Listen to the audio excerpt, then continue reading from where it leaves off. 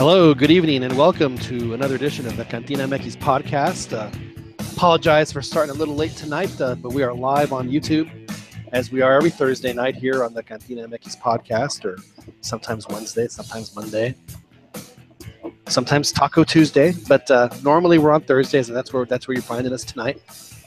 My name is John Jagu. As always, we have a plethora of overabundance of soccer expertise on the show tonight, as we always do, and a myriad of folks from all over the country here in the great United States of America have joined us to discuss soccer, the world of soccer, mainly Liga MX, but tonight we're going to do something a little different. We're going to kind of do a little grab bag and go talk about soccer around the world.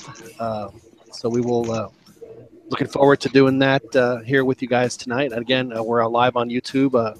Hopefully our technical director, Albert Campa, will put up a number for you all to call in and participate with us. But otherwise, you can always participate on the chat. We do have our folks a little more active on the chat for you this evening as well. And you can listen to this and all our previous editions. You can download them from the Podcast Center on iTunes as well as from Google Play. Well, let's get right to it. Let's introduce the panel. It's always a distinguished panel. First up, over in Kyle, Texas, in Hayes County, South Boston, where we've had, frankly, just a lovely few days here in the greater Austin area. The temperature's been below 95. It feels like fall weather for us when it goes below 95 this time of year. Talking about Albert El Chiquis Campa. How are you, sir? Yes, John. Doing good. Yeah. Are you enjoying the less than 100-degree weather we've been having around here? Not really. I've been in hermit mode, and I just got back from Vegas. And sorry, you were at DEF CON. Yeah, it was steaming hot over there. You were at DEF CON with El Profe, right? And the Profe was over there too? Yeah, I got to hang out with him for a little bit, walked around and checked out some. Yeah. Did you all enjoy your, or at least, I don't think you don't drink, but did you enjoy your beverages tactically, or was it was there not that much strategy involved with Profe? Well, I missed out on all the fun one night. He calls me like at 1:30 in the morning. Damn. Why don't you save that? That sounds like a good one. Yeah, we'll have to save that one for a little later. That one. Yeah, maybe we want to at least get the folks interested. You'll have to tease something. So what did Profe say at 1:30 in the morning calling Chiqui? Well, remember they're in Las Vegas. We'll have to dig into that a little bit later. But moving on, we have with us in Los Angeles, South Los Angeles, next to what I would consider one of the biggest America I've ever seen. That's where Joel Aceves lives. Joel, how are you, sir? Oh, doing good, Yon. Now, Joel, I sent you a message earlier, you haven't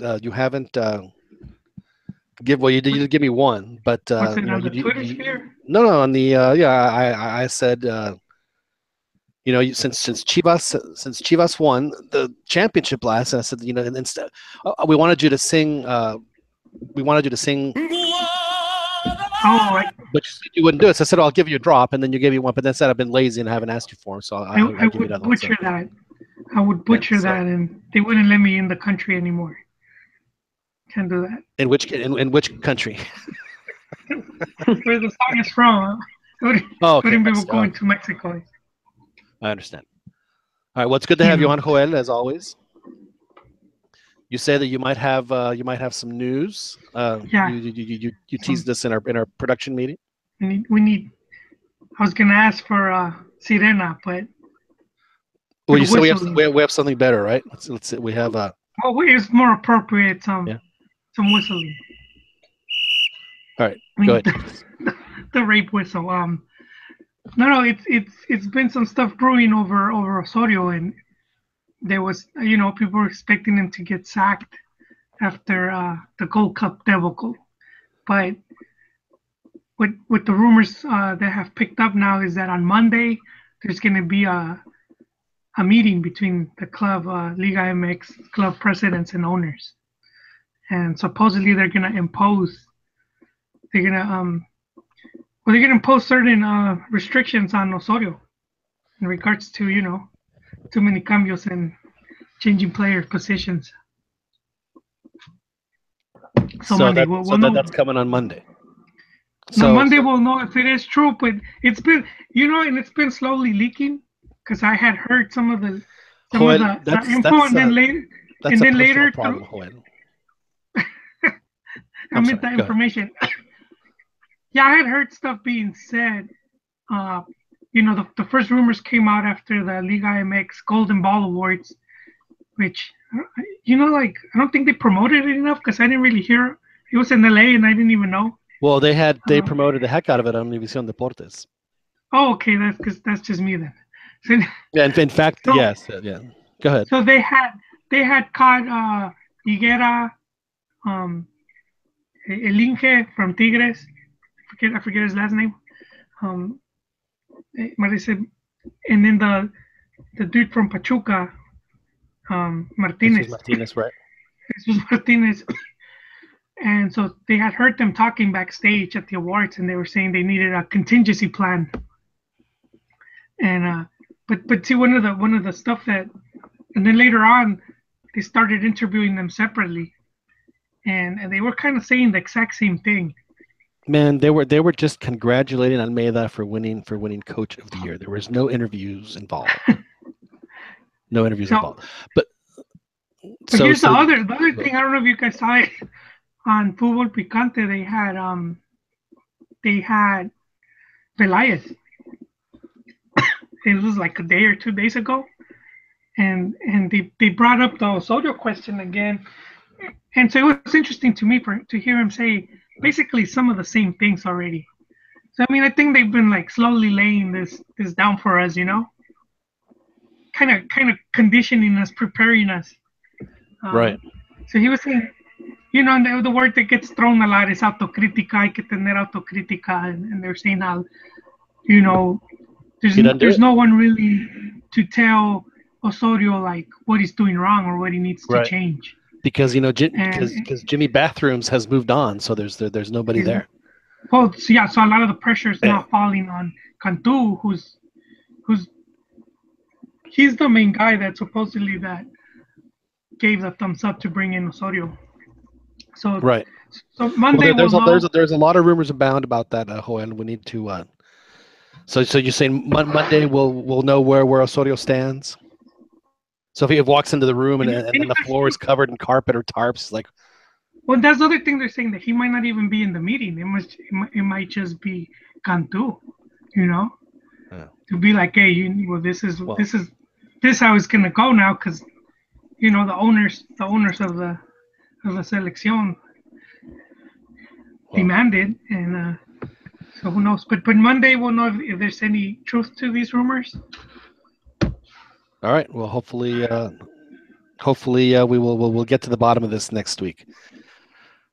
Good to have you with us as always, Joel. And I want to introduce to you another Chiva hermano.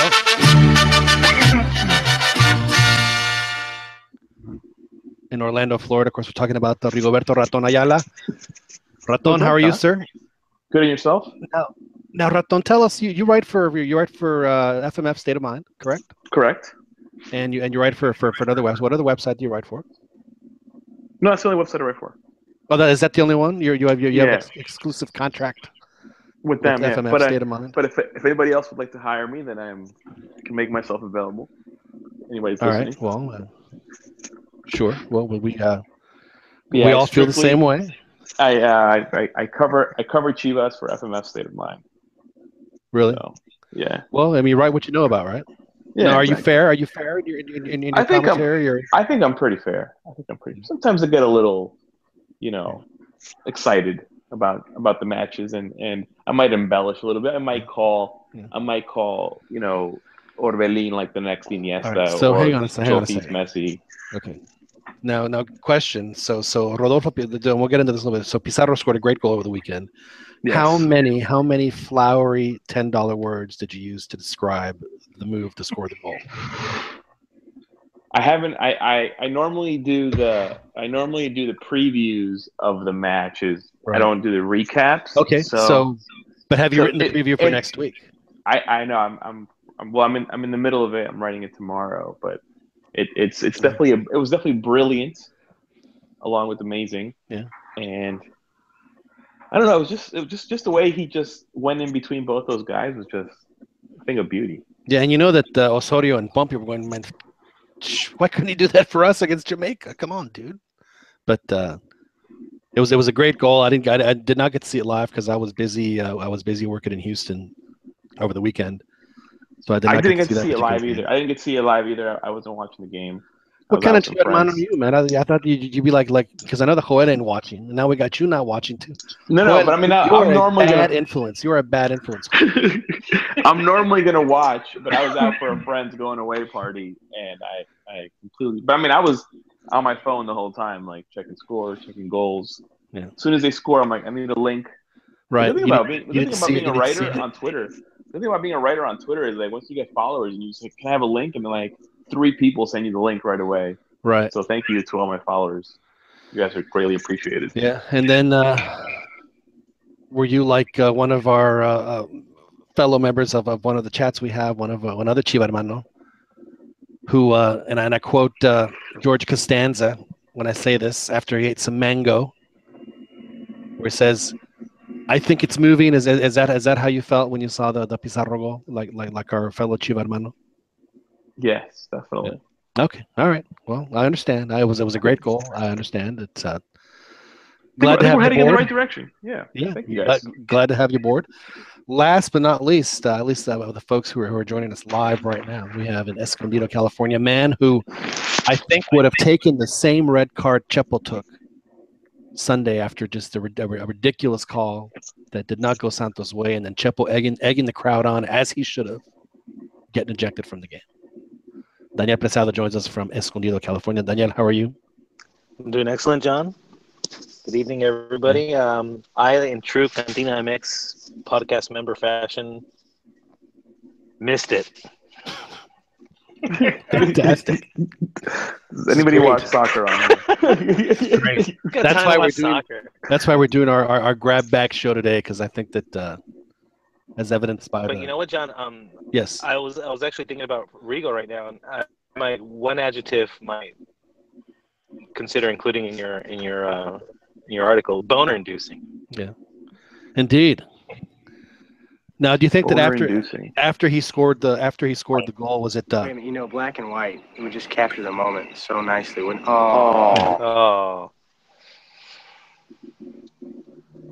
I think that's a very interesting word to throw around on the show to describe. Yeah, I mean it was a great goal. It was a great goal. It was sexy.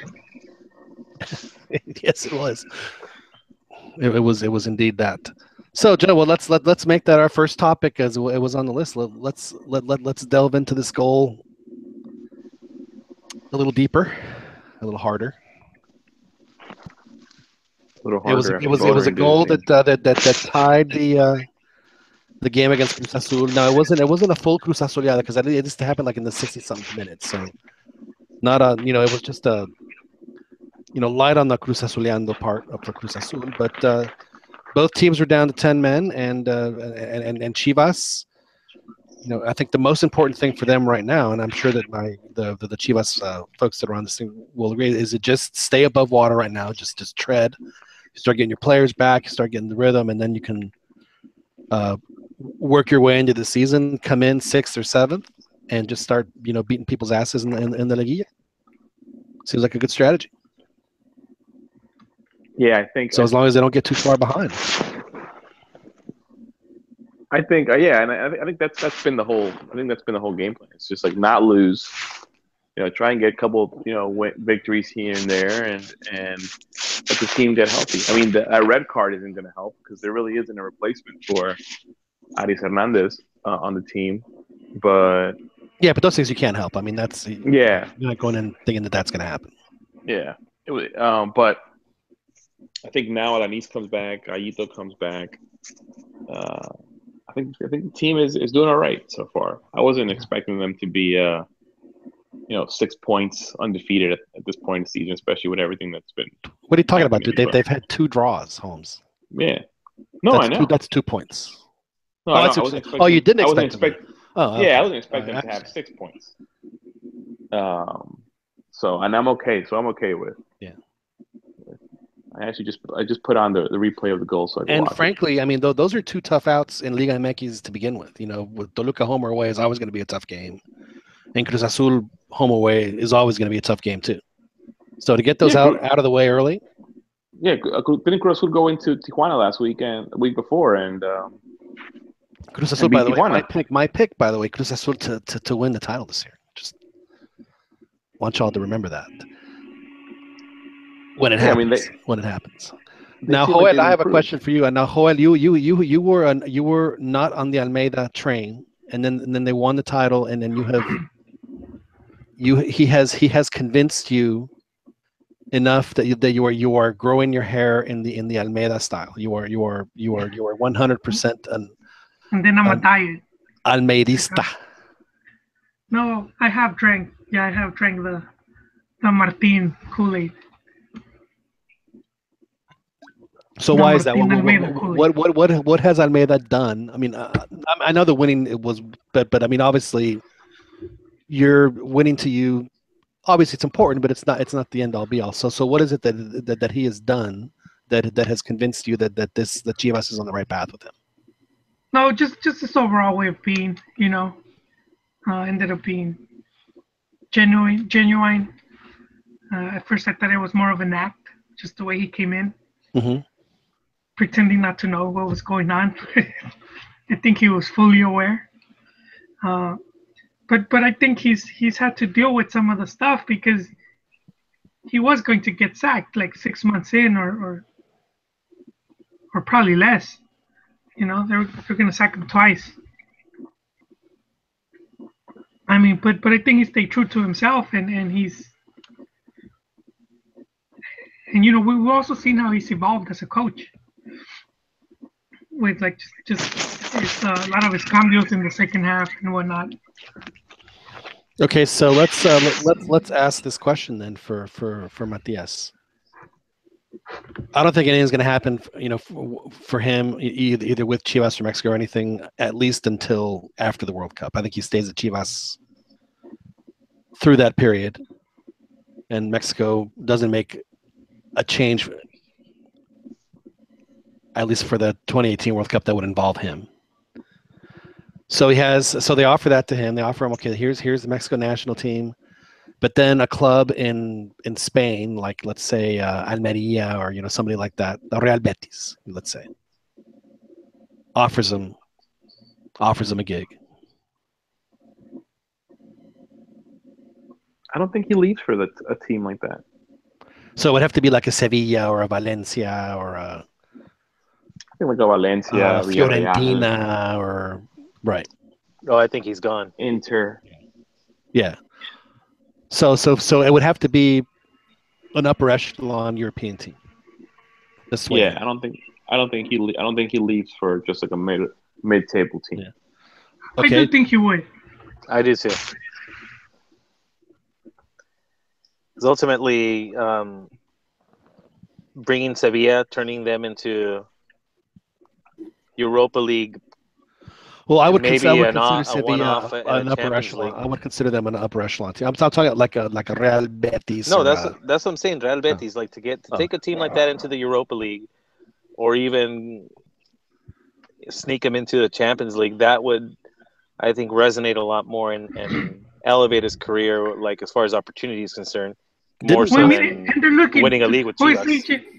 His agent already let it known that, you know, he might just be at Chivas for 6 more months.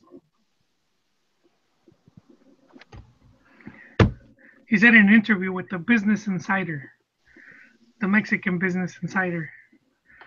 But so yeah, I think if a good enough offer comes along, he would leave. I mean, I think he achieved everything he can achieve in Liga MX.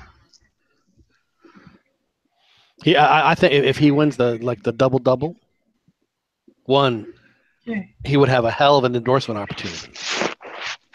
And you know what? But two, then yeah, I think you're right. I think you're right. And his agent tried getting him the Paraguay job. Well, at least he wouldn't be confused by the uniform. Yeah, same. He'd know which team was his. Man, you guys are overhyping the man. It's not necessarily overhyping, but I mean, I think it's pretty obvious that if he is still in Mexico in 2018, they will offer him the Mexico gig. I think that's. I wonder if he'll take it though, because that's my question. Is what would he? It's a huge commitment of time. Yeah. Well, and also the pressure. Like we see Osorio getting yelled at and getting told to go back to his country. Is Matias gonna take that risk if he starts, leading down the wrong path and then he's gonna receive the same results? No, I think he'll get a lot more respect different because of what he's done with the league. He's automatically going to command a lot more respect because one of the knocks on Osorio is what has he done as a coach, where you won't be able to say that with Almeida. He's won. And you saw the evolution that from when he first took the team, the first couple seasons where they made early exits out of the Liguilla. I think the first year he made the Liguilla, like he was tactically outcoached by La Volpe, I think it was. And you see how he was able to evolve tactically. So I think that's where he differs. So he seems to get a lot out of his players too. I think that I don't know. I mean, obviously the pressure for the national team is huge. But still had the pressure for Chivas too. I mean, I never heard of practically the same thing. I never heard about him being almost sacked, but then there was a long stretch where Chivas wasn't winning when he first started. They were just drawing every game or losing.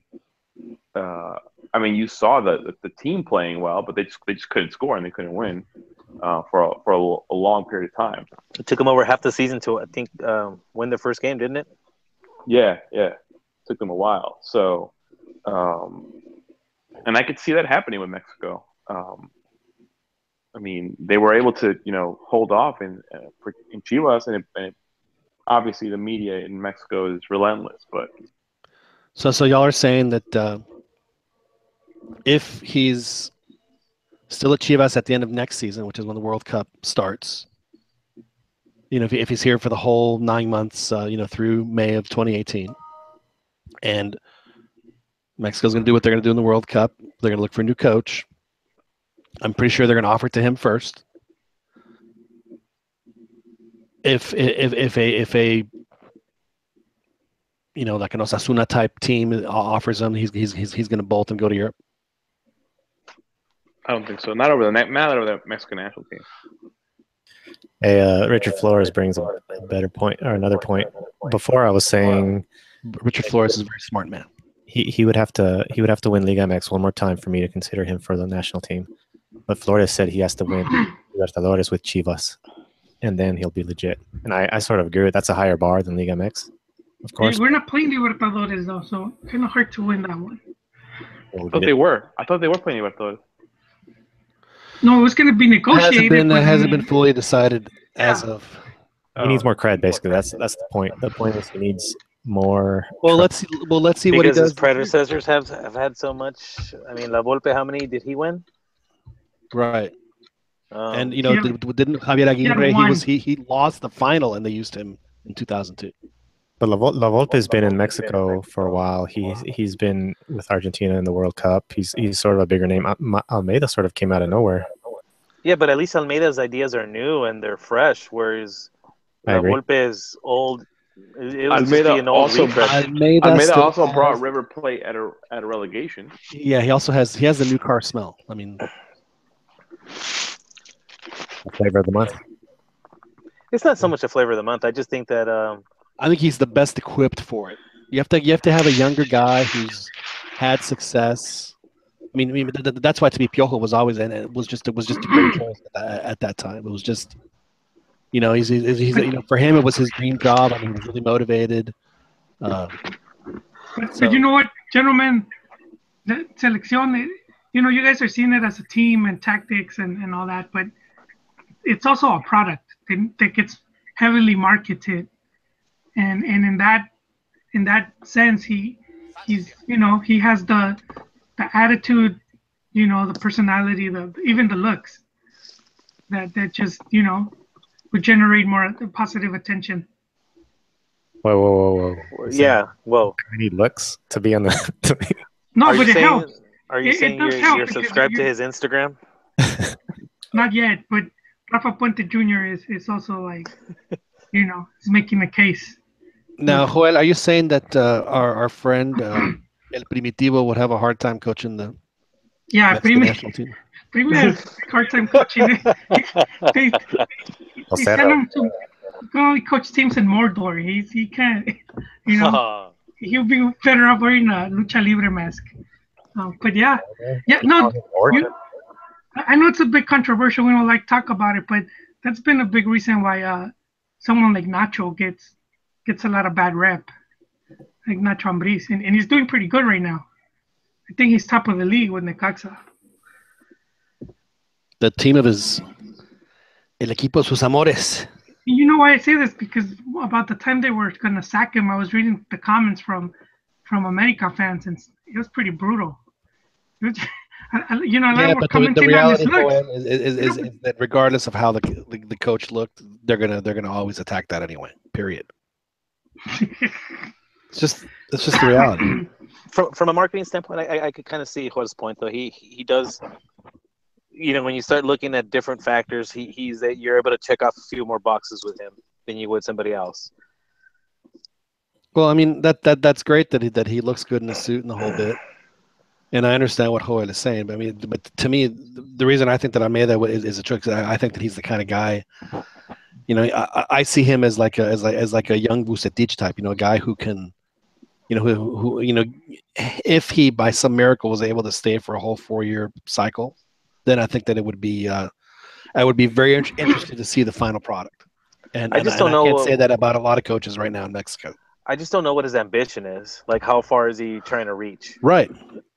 And that, I think if he's really reaching, like thinking super lofty, as far as his coaching career goes, then I don't see how Mexico is going to help him that. Unless it depends on what he wants to coach. If he wants to coach in the clubs, I agree with you. But say he wants to, like his dream is to coach Argentina, then coaching a place like Mexico would be great for him. That's true. Yeah. I guess it does depend on what he's. Because I'm thinking if he's thinking big club, then spending 4 years in Mexico is not going to help exactly. You're exactly right. But if he has national team ambitions, because if he can then he could do the same thing in Argentina. Yeah, and the truth is he wouldn't be really. I mean, well, who knows? But I don't think he'd be considered for Argentina's next cycle. Right. But it wouldn't shock me. Yeah, provided he has. I mean, in all honesty, if their coach starts, if they barely make the World Cup, I mean, because people always make fun of how fast coaches Mexico goes through coaches. Argentina is not that far behind. Now, granted, I know that their standards are a little higher, and I get that, but I mean, they run through 2 or 3 coaches in a World Cup cycle with regularity. Argentina does, and in fact, if I'm not mistaken, Joel, I wish Grand Maestro was on with us because. Oh, he is on with us. I didn't realize he was on. Oh, goodness. Had no idea. Well, let's jump. Let's jump right into that.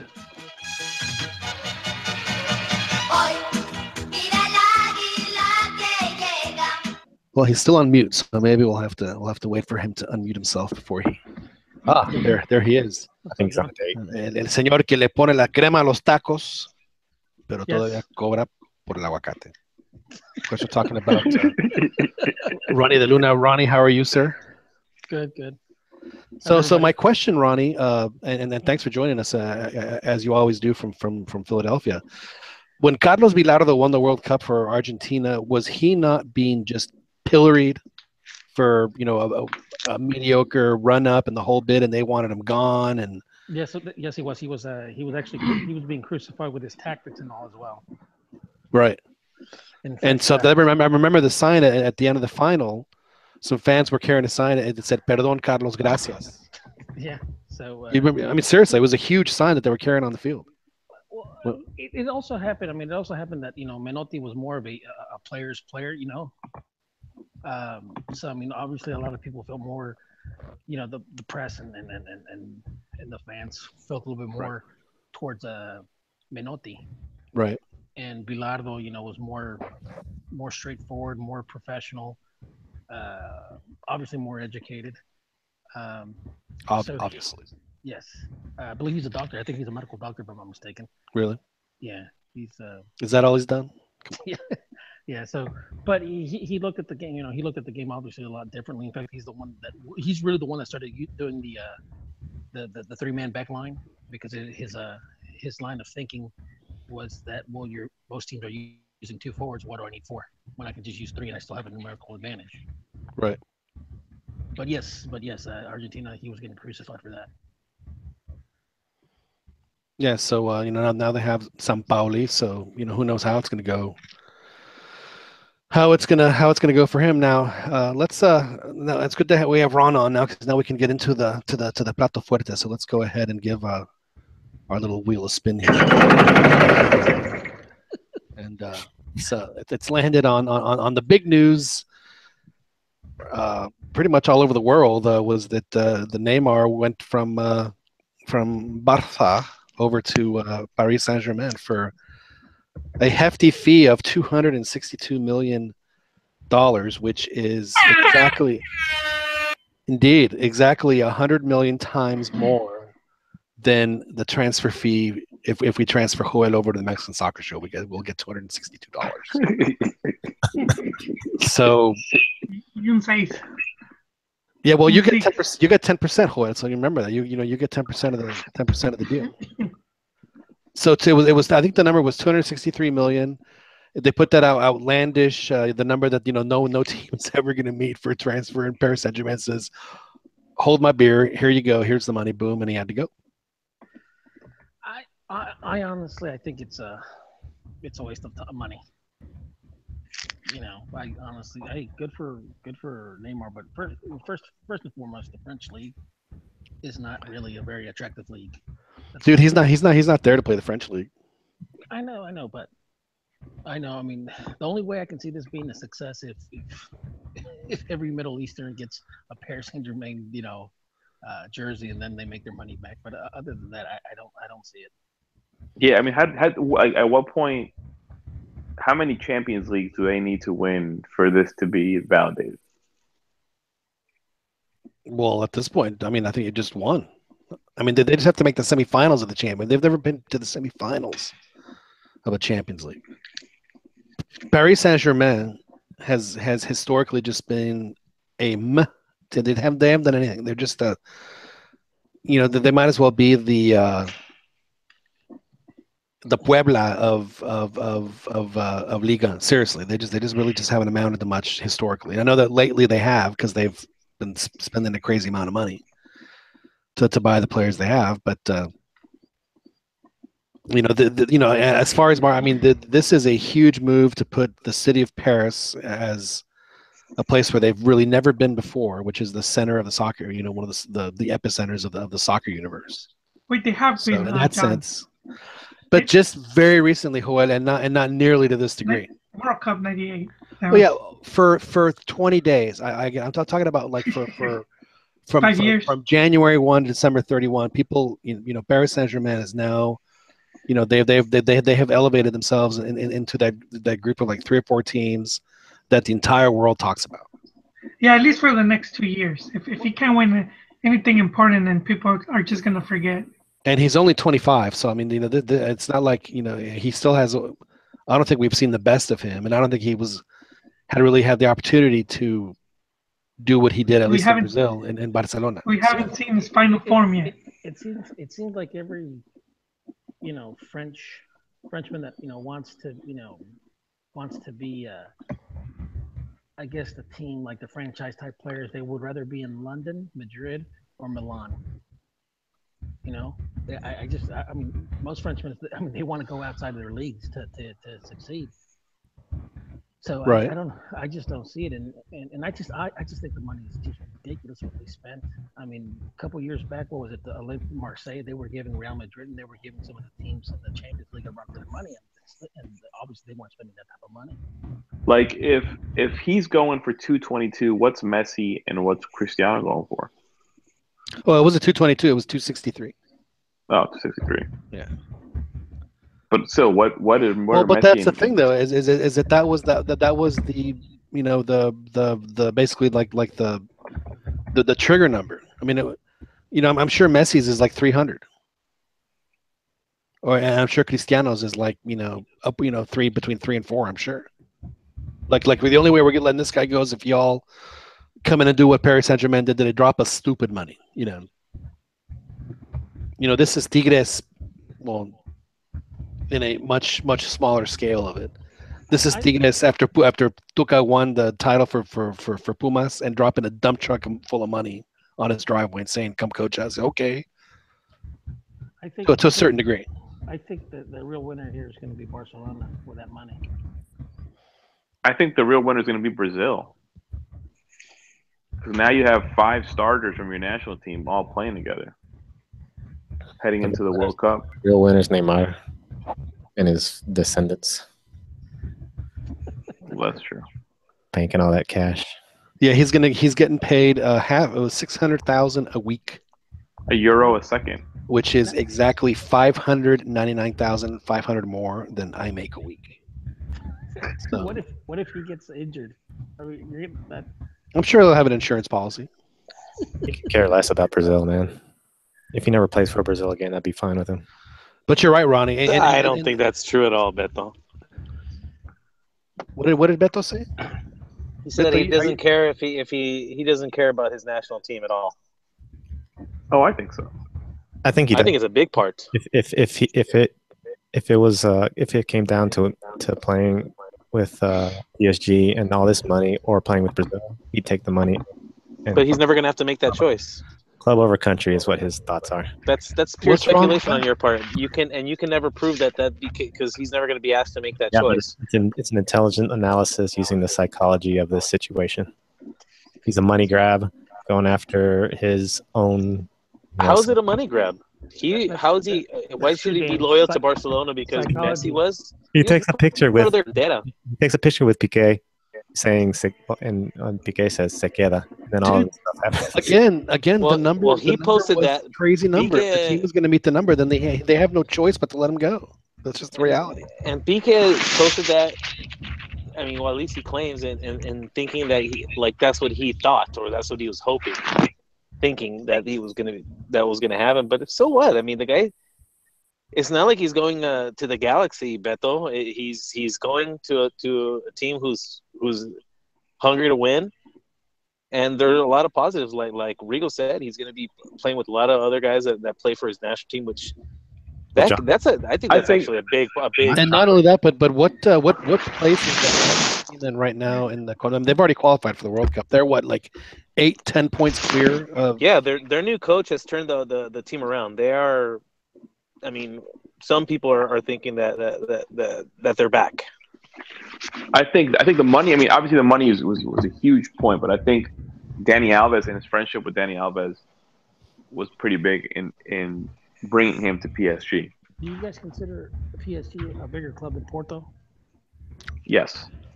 Even though Porto's won the Champions League fairly recently. Bigger in terms of money and I think historically no, and names, but they're like Manchester City now, Ron. That's what PSG is.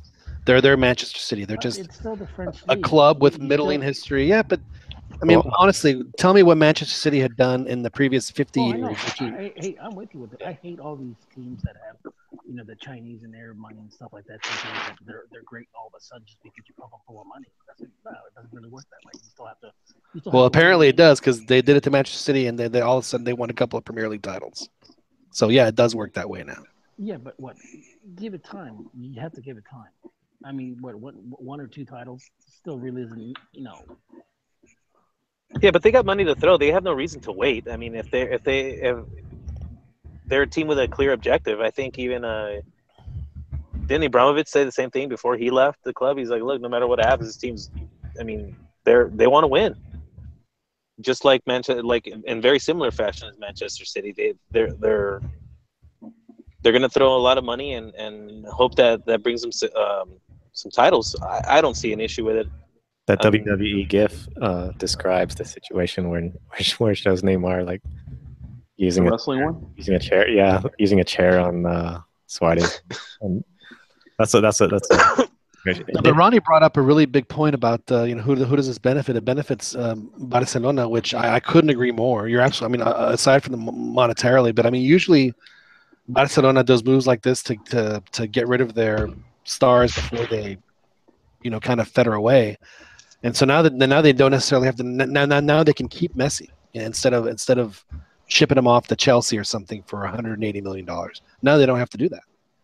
And they just got a $250 million thing where they can go get the next 20-year-old superstar that they can keep for the next 10 years. I think Messi's I more. think unfortunately, I think the biggest problem with Barcelona right now is they're because of the move of Neymar and bringing in like Rakitic, it stifled their youth development because these guys are taking up spots, and now like their best midfielder from the youth academy is playing for Bayern Munich. They have no left winger. A couple years Broke out back. the group. Oh, can you hear me, guys? Yeah. We got a caller also.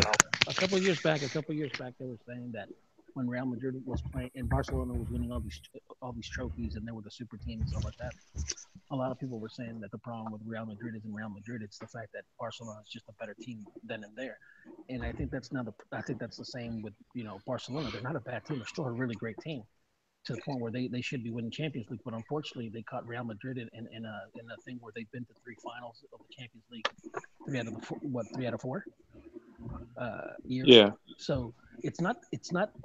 Right now a lot of the press and they're doing what they're supposed to do. They just want to sell papers and stuff like that and get clicks. But Barcelona is still a great team. So Barcelona is still going to win the championship without Neymar. So obviously with the money that they're going to make from that. Yeah, I'm not crying too much for Barcelona. No, I'm not. I think that it's a hell of a deal.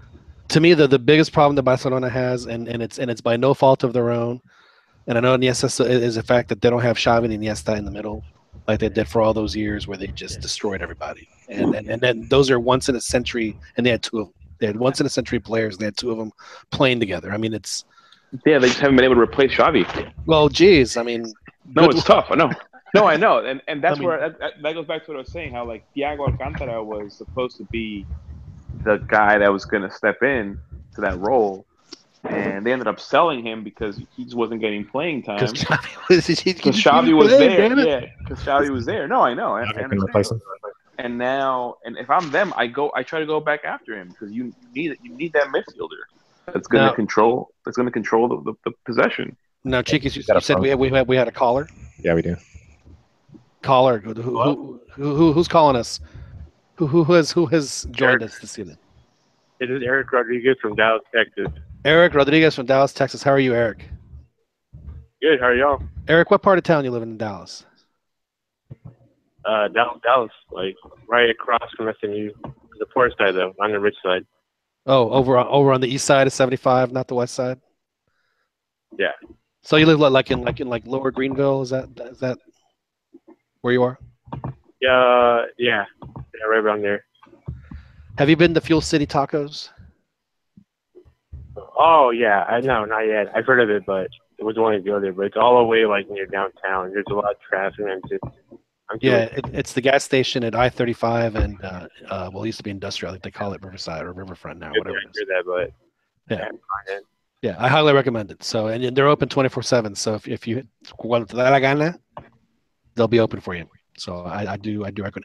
Did you have a question or comment, sir? Yeah, is that a question? Recently this year, basically Honda decided to join Pachuca, the team for. He decided to go to a great generic European team because he wanted to compete in the FIFA Club World Cup. That kind of got me interested in wondering that, for years, I kind of been hearing about how people saying, one day Liga MX will be seen as one of the top tier leagues in the world. We'll have a bunch of foreigners coming in, top players playing here, and it'll be just like MLS will be in the future, or European leagues like the Premier League or La Liga.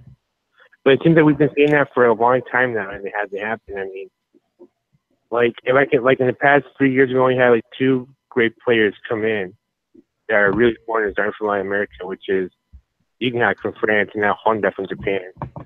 It just seems like Liga MX kind of worldwide. I mean, I know like a lot of like on the internet, mainly like in the U.S., a lot of U.S.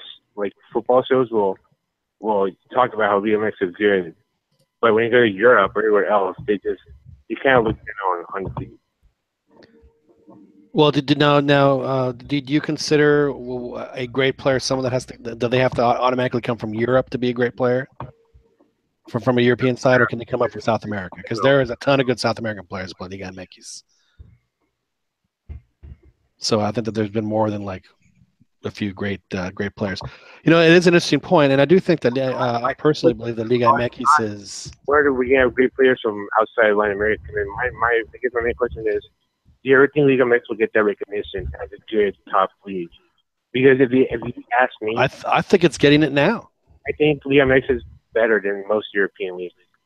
Like if you're to compare it with the European leagues, it'd probably be like 3rd or 4th. Well, I mean, I don't disagree with you. I think that the Liga MX is as good and better than most of the leagues in Europe. I don't think there's any question to that.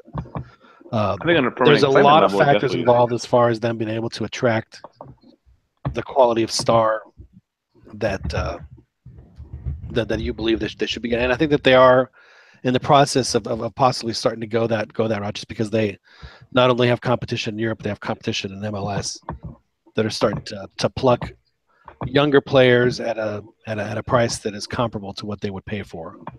Another topic that we'll be discussing here in a second. But I mean, as far as quality of play, I think Liga MX is certainly on par with you know, I mean, certainly a top 10 league in the world. I don't think there's any question about that. I don't know if am I blowing smoke up my own ass, or do y'all feel the same way?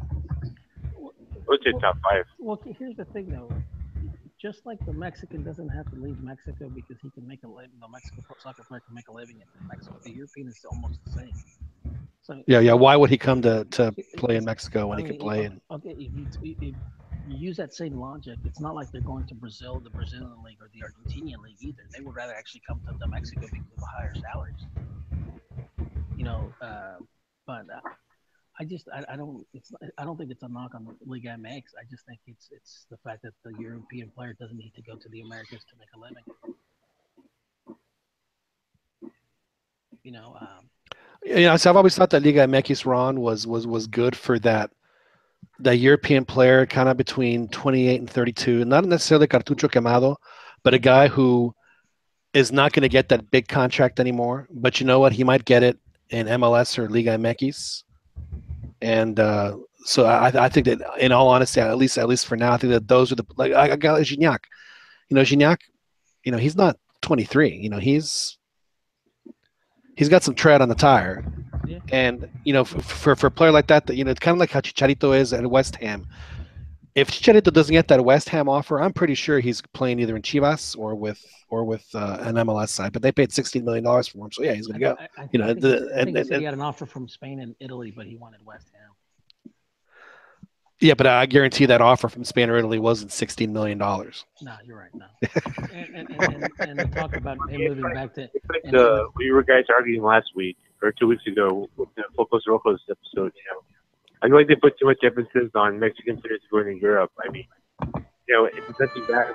I mean, if they're good, they're going to stay good. I mean, the Liga MX is not a horrible or crappy league. I mean, it's good. No. To me, though, I think the biggest difference that Liga MX has compared to the rest of the leagues, or at least the top tier, and as far as top 5, and I would consider, I mean, I don't know about y'all, but I mean, I think you know the EPL, La Liga, the Italian league, the Bundesliga are the top 4, and then there's take a pick for who has the 5th. But I mean those to me are the top 4 leagues in the world, and then there's a peck, it kind of bounces around. But you got me. You know what? I started thinking about that, and I forgot what was the question you had there, Eric? But Also keep in mind. What? Also keep, Well, no, that's all I want to know is why do you think like this in general, Liga MX doesn't like Pull more talent is what you're saying? nationally? Yeah, and not talent. Yeah, I don't really care if foreigners come to Liga MX. That's not my real question isn't why do we get them? It's just when will people, or like other countries recognize it as a good league? That's just what I'm saying. Yeah, for me, I think Well, one, the first thing they have to do is they actually have to showcase the league. Liga MX is on in the U.S. and nowhere else. It might be on in Central America, but if it may be on in South America, but it's not being shown in Europe at all.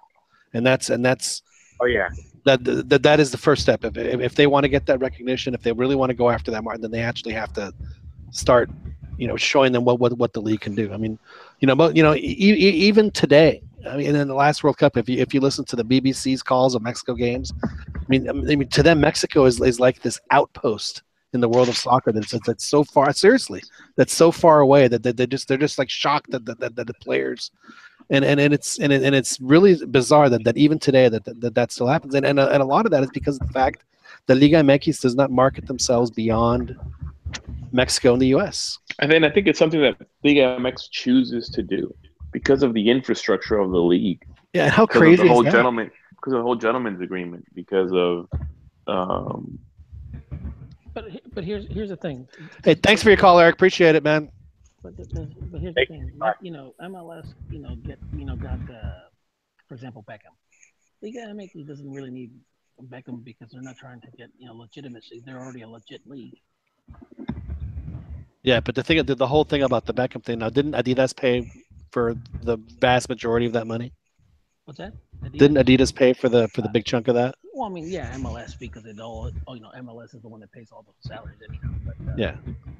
I think one other factor though that would help the image of the Mexican league is to actually show up again in the World Cup. Well, I've always thought, when you look at the World Cup and you look at Copa America, for many, many years, Liga MX was well represented in the World Cup and Liga MX because of all the South American players and obviously the Mexican players. So, for me, and I wouldn't even say it's validation, but I would like it more so than European players. I would much rather have 3, 4, 5, Argentine players, on the World Cup roster, and 3, 4, 5, Brazilian players. But how many of those got Brazilians or Argentinians are playing on the national team? Very few.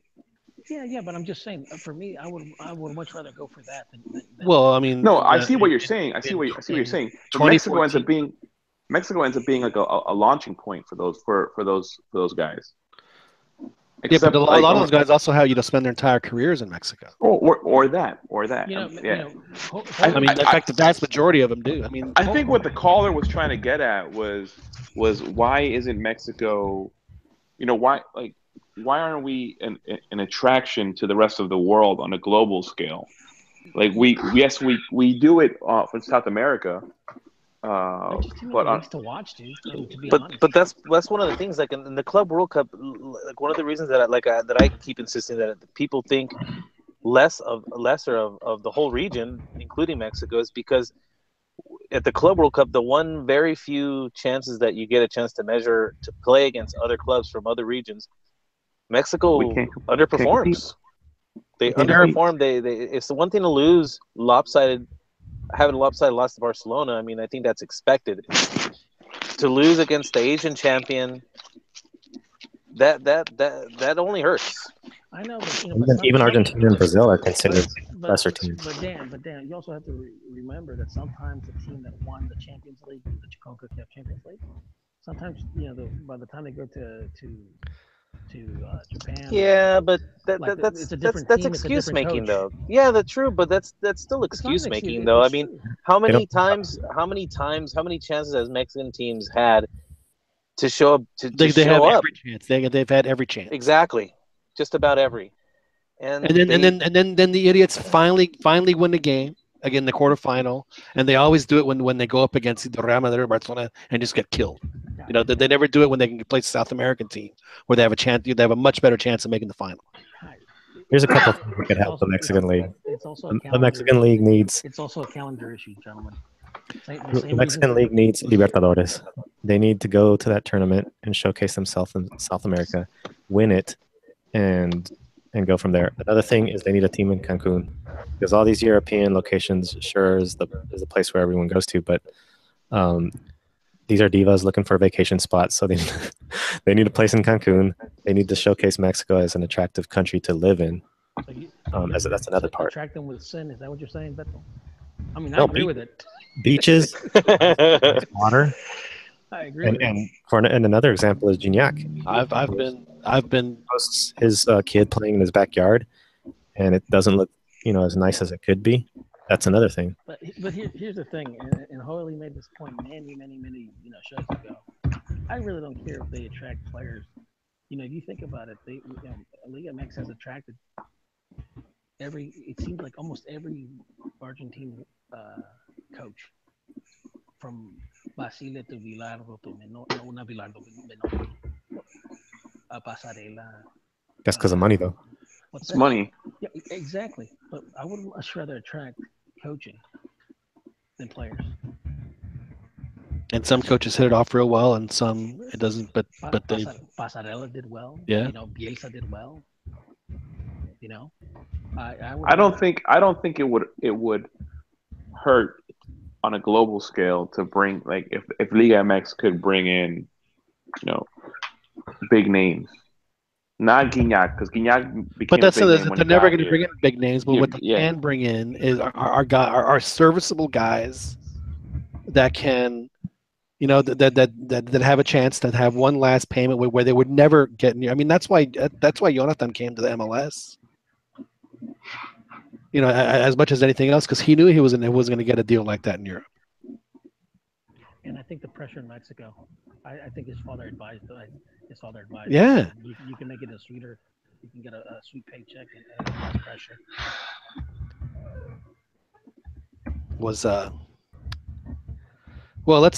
That is actually a great way to lead into our next topic, which is Jonathan, and going over to LA Galaxy. And I know we were kind of touched on it last week, but it was made official between shows. And Joel, you live out in LA. Did you run out and get season tickets for the Season tickets?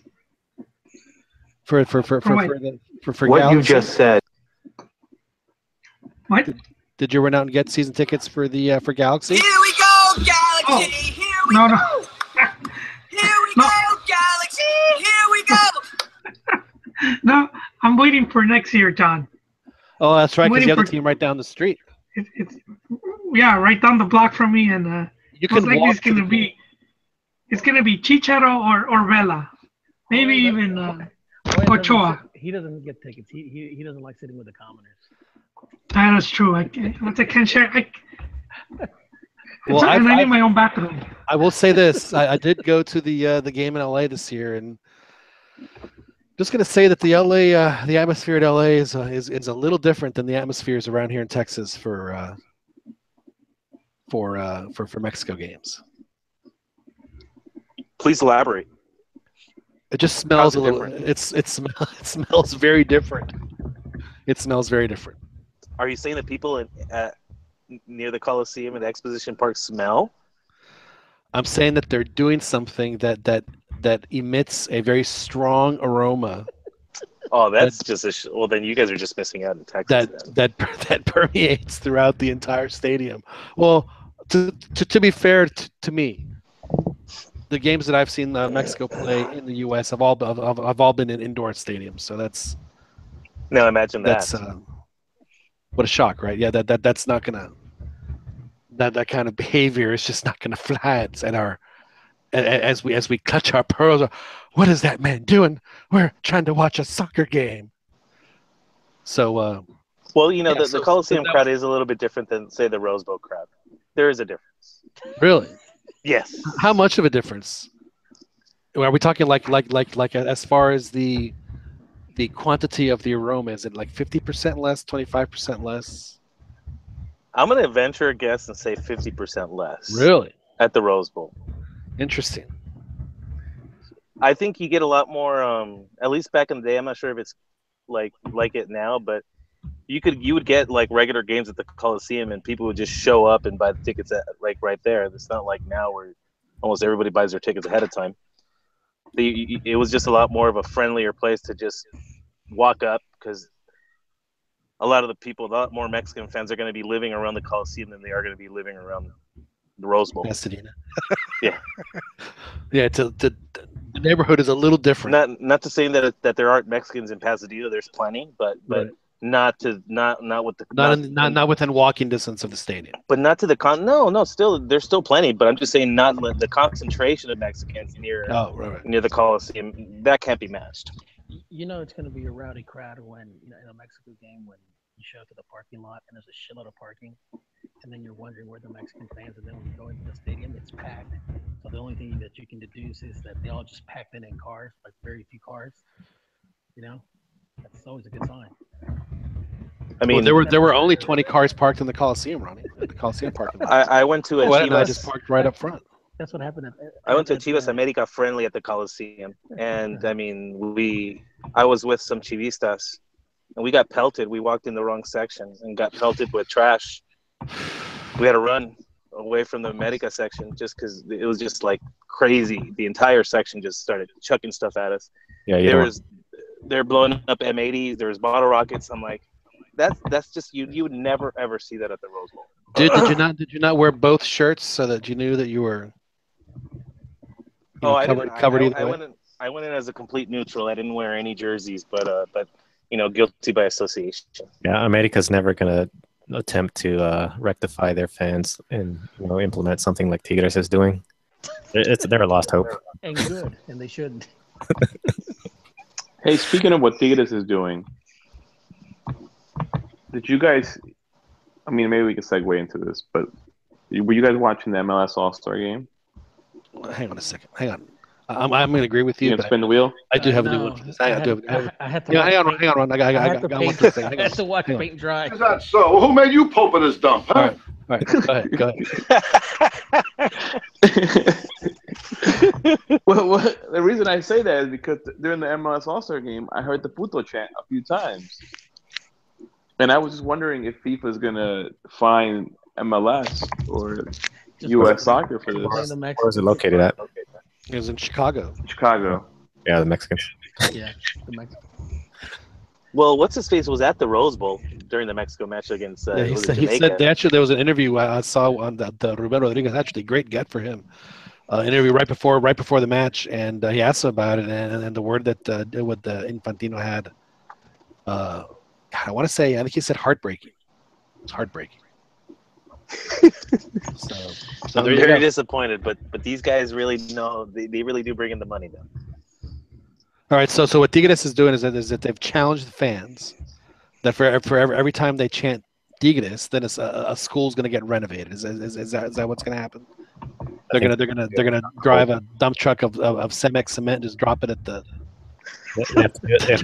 driveway for the school. All right, boys, go build some new building. No, they're gonna renovate. So is that what they're doing, Chiquis? They're gonna renovate schools.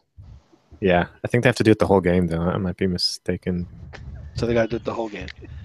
So if the fans yell Tigres on every opponent goal kick, then Cemex, who owns Tigres. Ron, is that correct? Did I get my Tigres? My ownership? Tigres is probably going to pay guys to yell it because they don't want to cop up. Dang, dude. That's what It's like, yeah, dude. It's like, hey, dude. He's like, yeah, just kick down $50. Just pay somebody $50 here, dude. Just yell. That reminds me when Take one for the team. When Krusty wants people to watch his show, goes, "Watch my show, and I'll send you $50." And then you hear the small print: "That check will not be honored."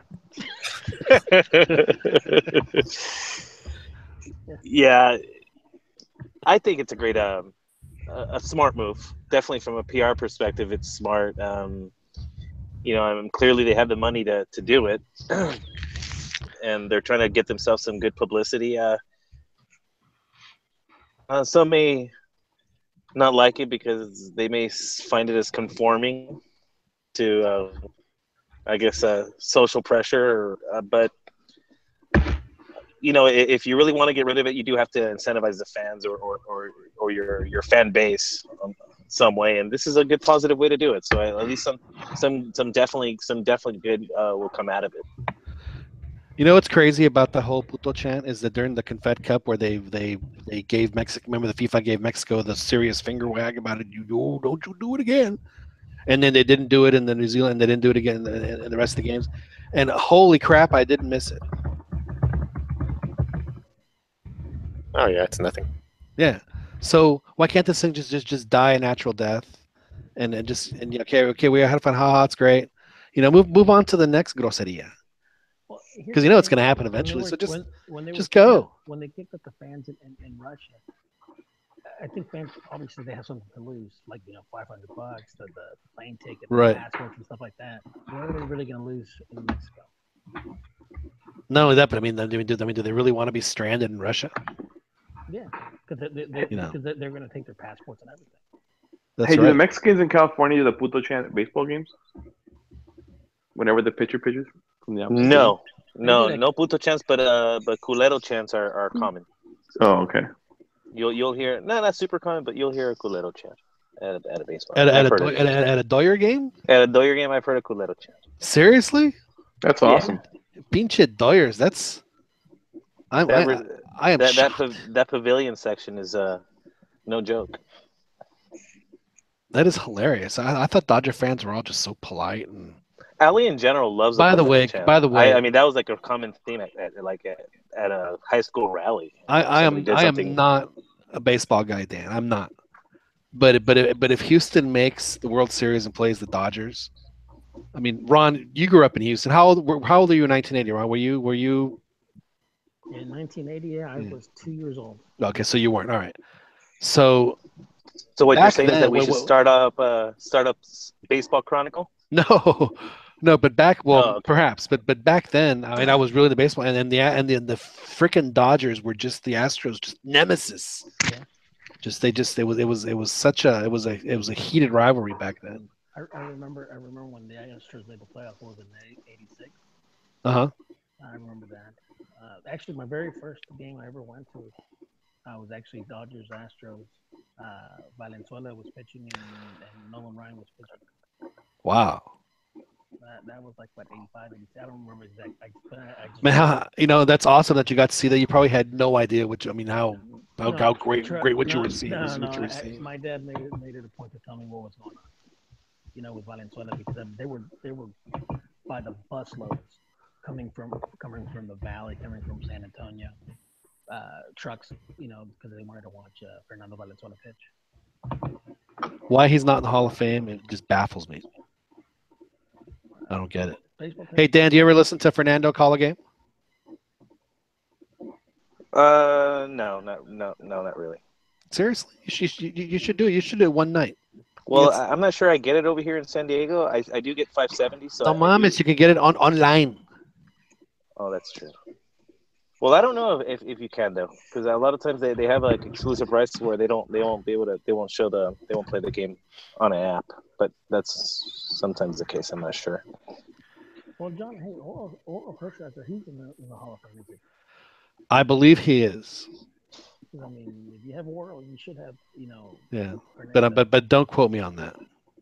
But I know for a fact that Fernando's not, and I think that's just a. And if y'all ever get a chance to watch the 30 for 30 on Fernando, I highly recommend it. Oh my God, it was good. Yeah, it was. You know what, John? He may not be a Hall of Famer, but who else can claim that Chico Che wrote a song for him? You're absolutely right. And who else in the city of Los Angeles where there are sports legends, but there are few and far between. And he's one of them. Hey man, that dude is the reason like the Dodgers are as popular as they are. I'm gonna say that. Well, you should watch a documentary, Dan, because they were because of how that stadium was built, having to evict thousands of Mexican families, that they were desperate to get a guy like that because they it was the only way to get the fans back. And that's what that documentary. You saw it, Ron. Yeah, the '80s were just a great decade, just as is, because you had El Toro Valenzuela, Fernando Manilla. You had also Julio Cesar Chavez. You had America, which was a dynasty in the '80s. You had La Sexy Comedias de Alfonso Sayas. Hugo Sanchez was kicking ass in Spain. Yeah. Those were good times, Ron. Yeah. So what, the Sexy Comedia with Alfonso Sayas? Yes. Not just everything overall that you were mentioning. Yeah, in fact, even this song, the greatest Liga MX song in history, was written in the '80s. Yeah.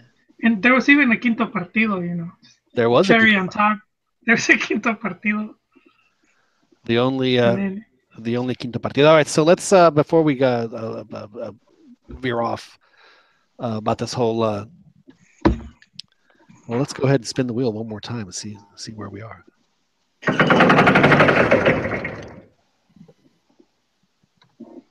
I have to. This is like really embarrassing, but I have to get my reading glasses. I hope none of y'all have to deal with reading glasses. Okay, so Neymar goes to Barcelona. They need a player. They have a position of need.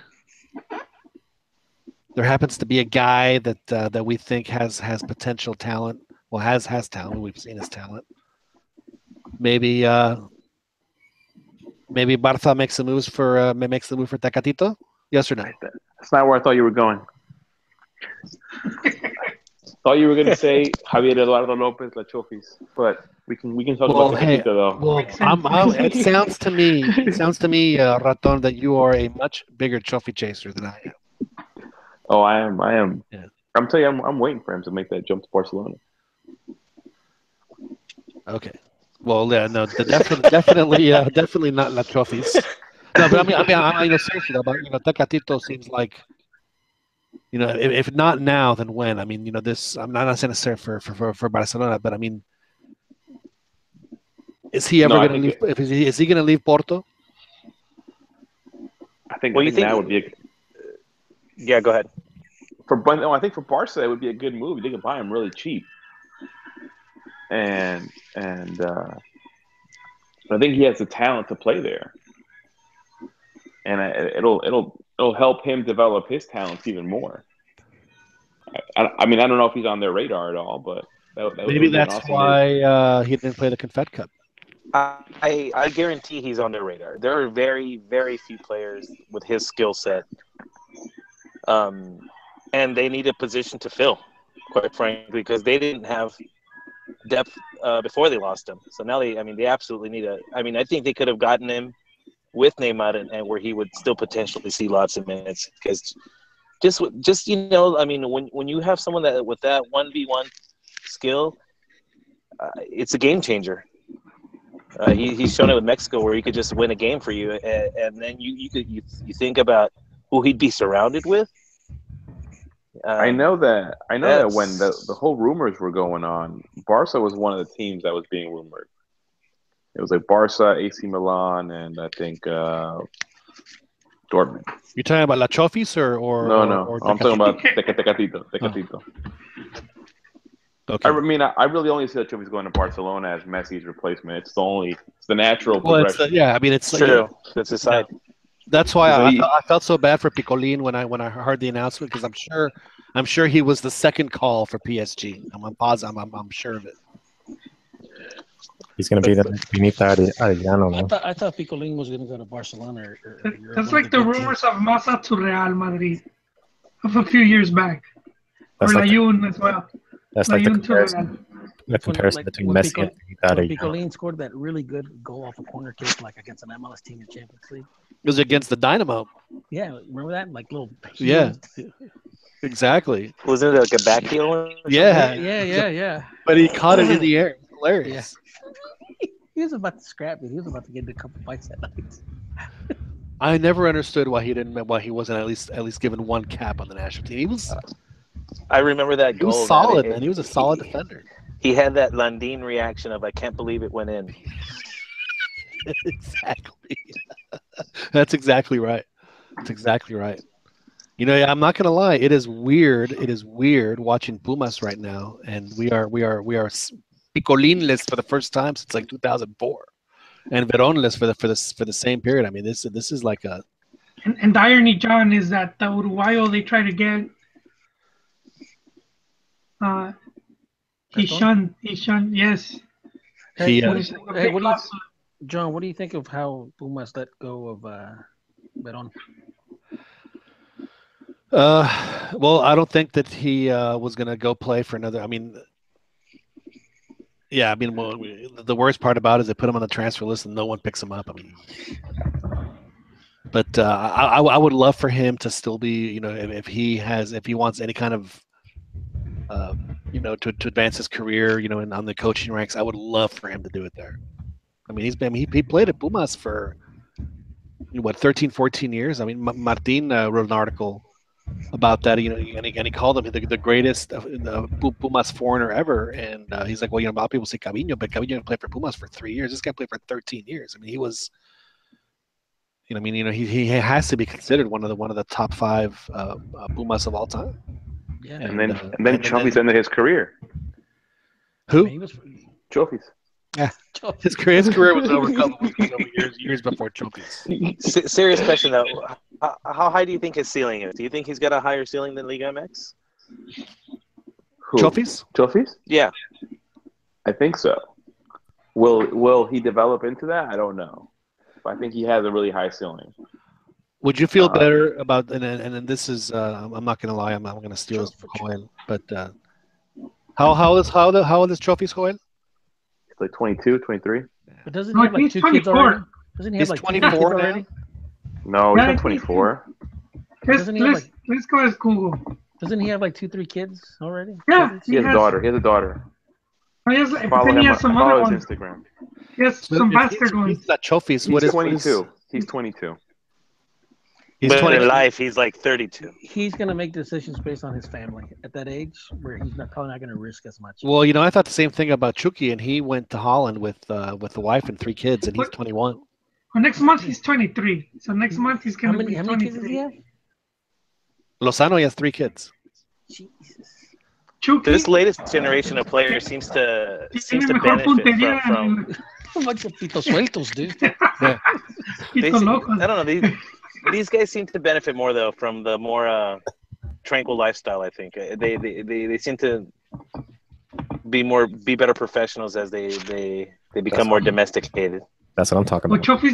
Trophies is well known in the club scene. But in Guadalajara. Dan, they become domesticated, but The then they go social to life. Europe, and then they're exposed to more meat. I think that goes for like all athletes. I think when they're in relationships and they're settled down, they're more focused. You look at the guys that are out, like, you know, single, they're out partying. Well, you know, think a guy like Chucky, he's got his whole family there, right? They're in Holland. I mean, have y'all ever been to Holland? I have Yes. Yes. Rotterdam. I mean, luckily, you know, we go to Holland and we speak English, so you can communicate. Very few Dutch people are going to speak Spanish, and the signs for everything are like 19, 20 letters long.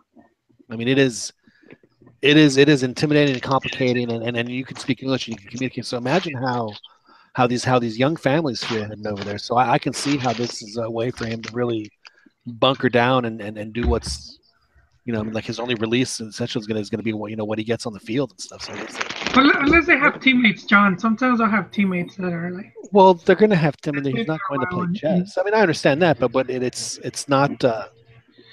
Okay, so you know basically what? they're going to have the same people that are going through the exact same thing.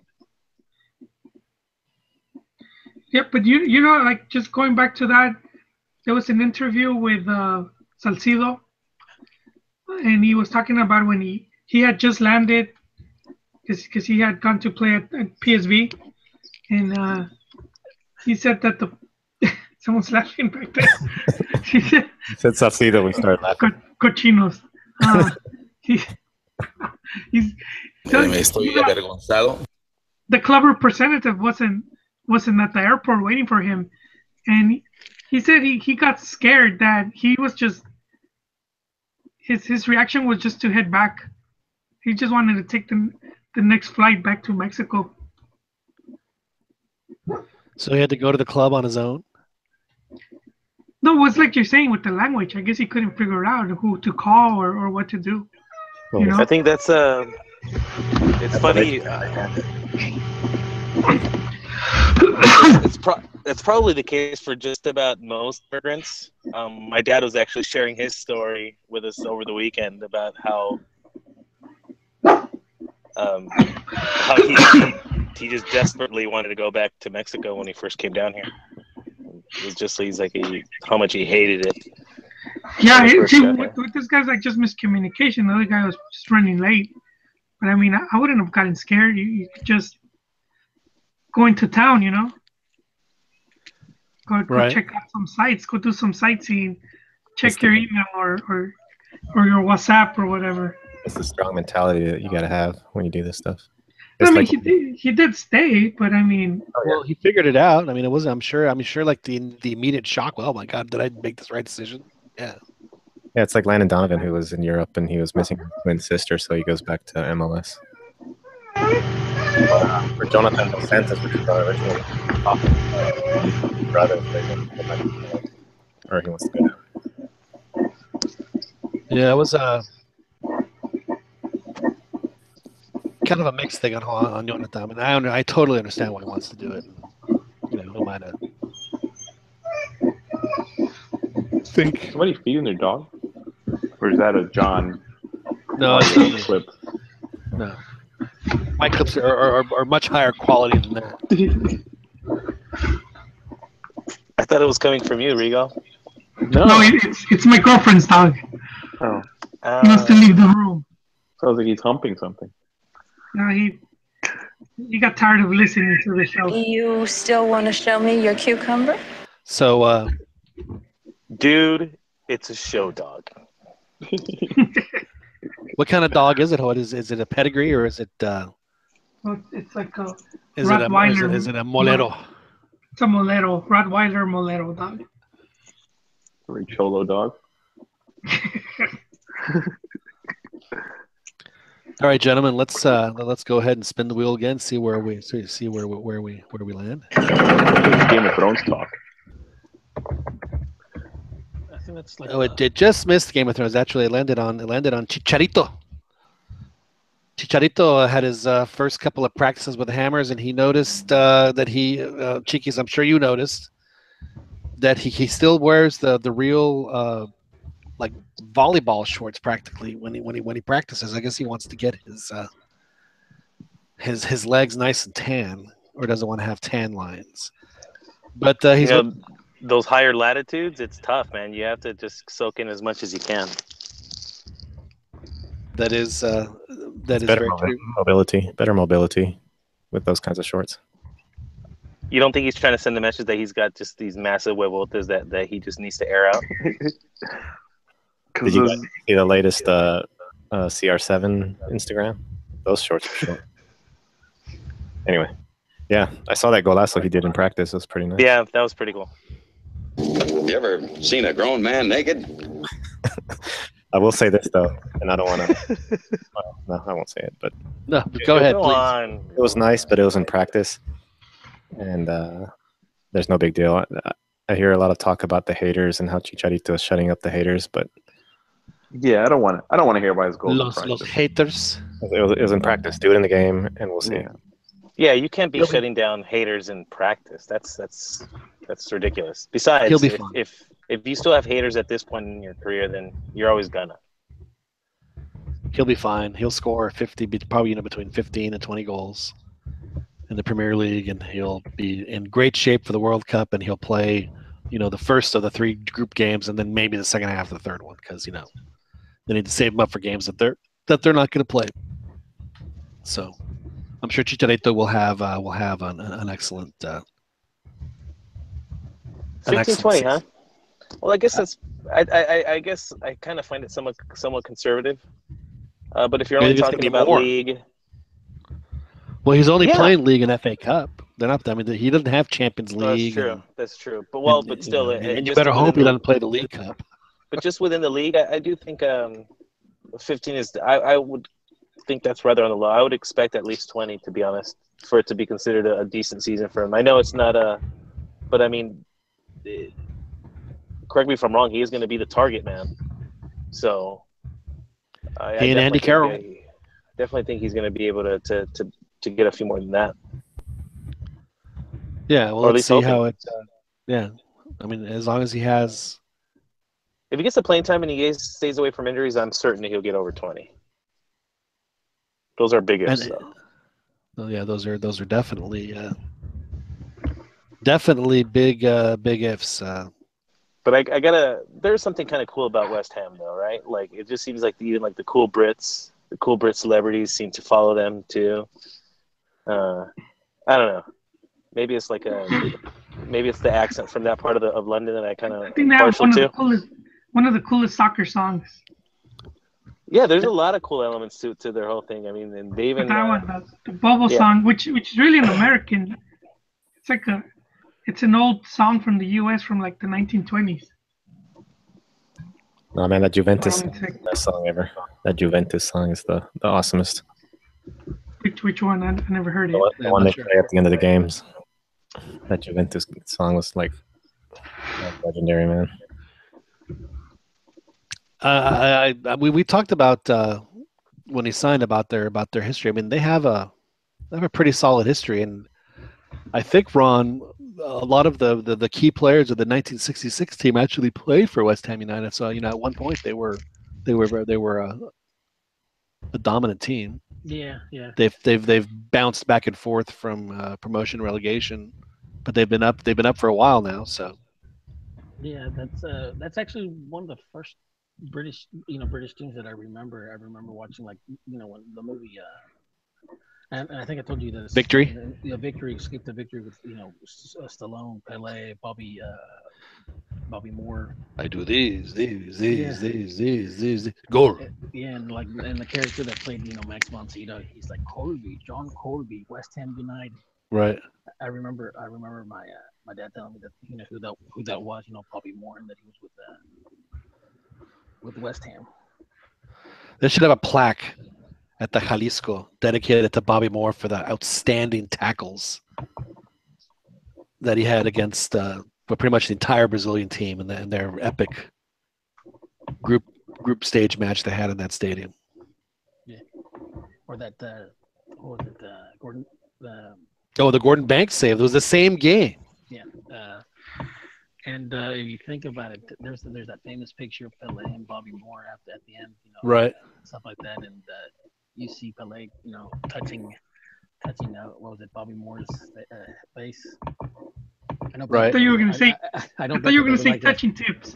No, no, I think that's when they were at the concert. Hello, BBC.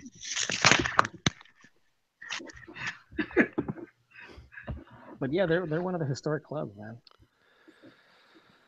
Well, let's hope it works out for Chicharito, because that would be a great place for him to have have the fans have good memories of him. West Ham, and then you're right, Dan. There a lot of the hip British celebrities seem to be all West Ham fans, which is very interesting. All right, so Rigo, what's do we know who Erasure follows? I'm just curious. The band Erasure? Yeah. Do they follow soccer? I'm just curious. Why would you think that they'd be West Ham fans too? You think Andy Bell is a West Ham fan? Well, what's the song West End Girls about? Am I getting it? That's Pet Shop Boys. Oh my God! What's wrong with me? What's wrong with me? I should know that. Good Lord. Yeah, I'm sorry. Good Lord, I'm gonna play Hugo. Even me estoy avergonzado. That's one really, too many cervezas. Come on, you're our house emo, Dan. You should know all your. Yeah, no, especially those two bands. I'm almost painfully way too familiar with. And just for the record, we'll just say this once and be over. Erasure is 1,000 times better than Pet Shop Boys. The fact you would even confuse the both of them, I think, is unfortunate. Is unfortunate. But that's a talk for people of a certain persuasion. I guess I could understand that point of view. All I have to say about is who was the musician in Erasure, the piano guy. What's his Clark? Was that his name? Yeah, well, whatever his name was. He was also in Yaz, and he was one of the founding members of Depeche Mode. Depeche So, Mode, I know. like the best Yaz songs and the best Depeche Mode songs are written by this dude. So yeah, I don't know about the best. he was. I'd say the happiest songs. Well, definitely the happier songs for sure. This is a terrible tangent. I'm sorry. Yeah, I'm sorry for the both of us. Sorry. I feel like we need to clean ourselves up and so we're a little pop culture talk. Sorry. And you were going to ask Rigo a question. I was going to ask Rigo. Me estoy avergonzado. I'm so sorry. Yes, Rigo, I'd ask you about Game of Thrones. It seems like that Queen Cersei seems to have the upper hand. I think so. I mean, there's been some talks about there's some leaks in the Daenerys administration. Oh, really? Similar to the Trump administration. But I just think that they're just outsmarting Tyrion because they have a lot of experience. Jaime and Cersei are pretty smart tactically. And they're just outsmarting him. Everything he's doing. I disagree.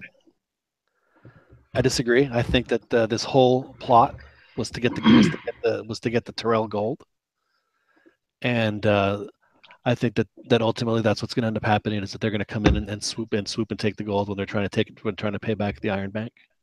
You think that Daenerys is going to take the gold? Yep. So you think they set up the Tyrells? I think they did. I have not heard that. That's a good theory. It's just my own personal theory.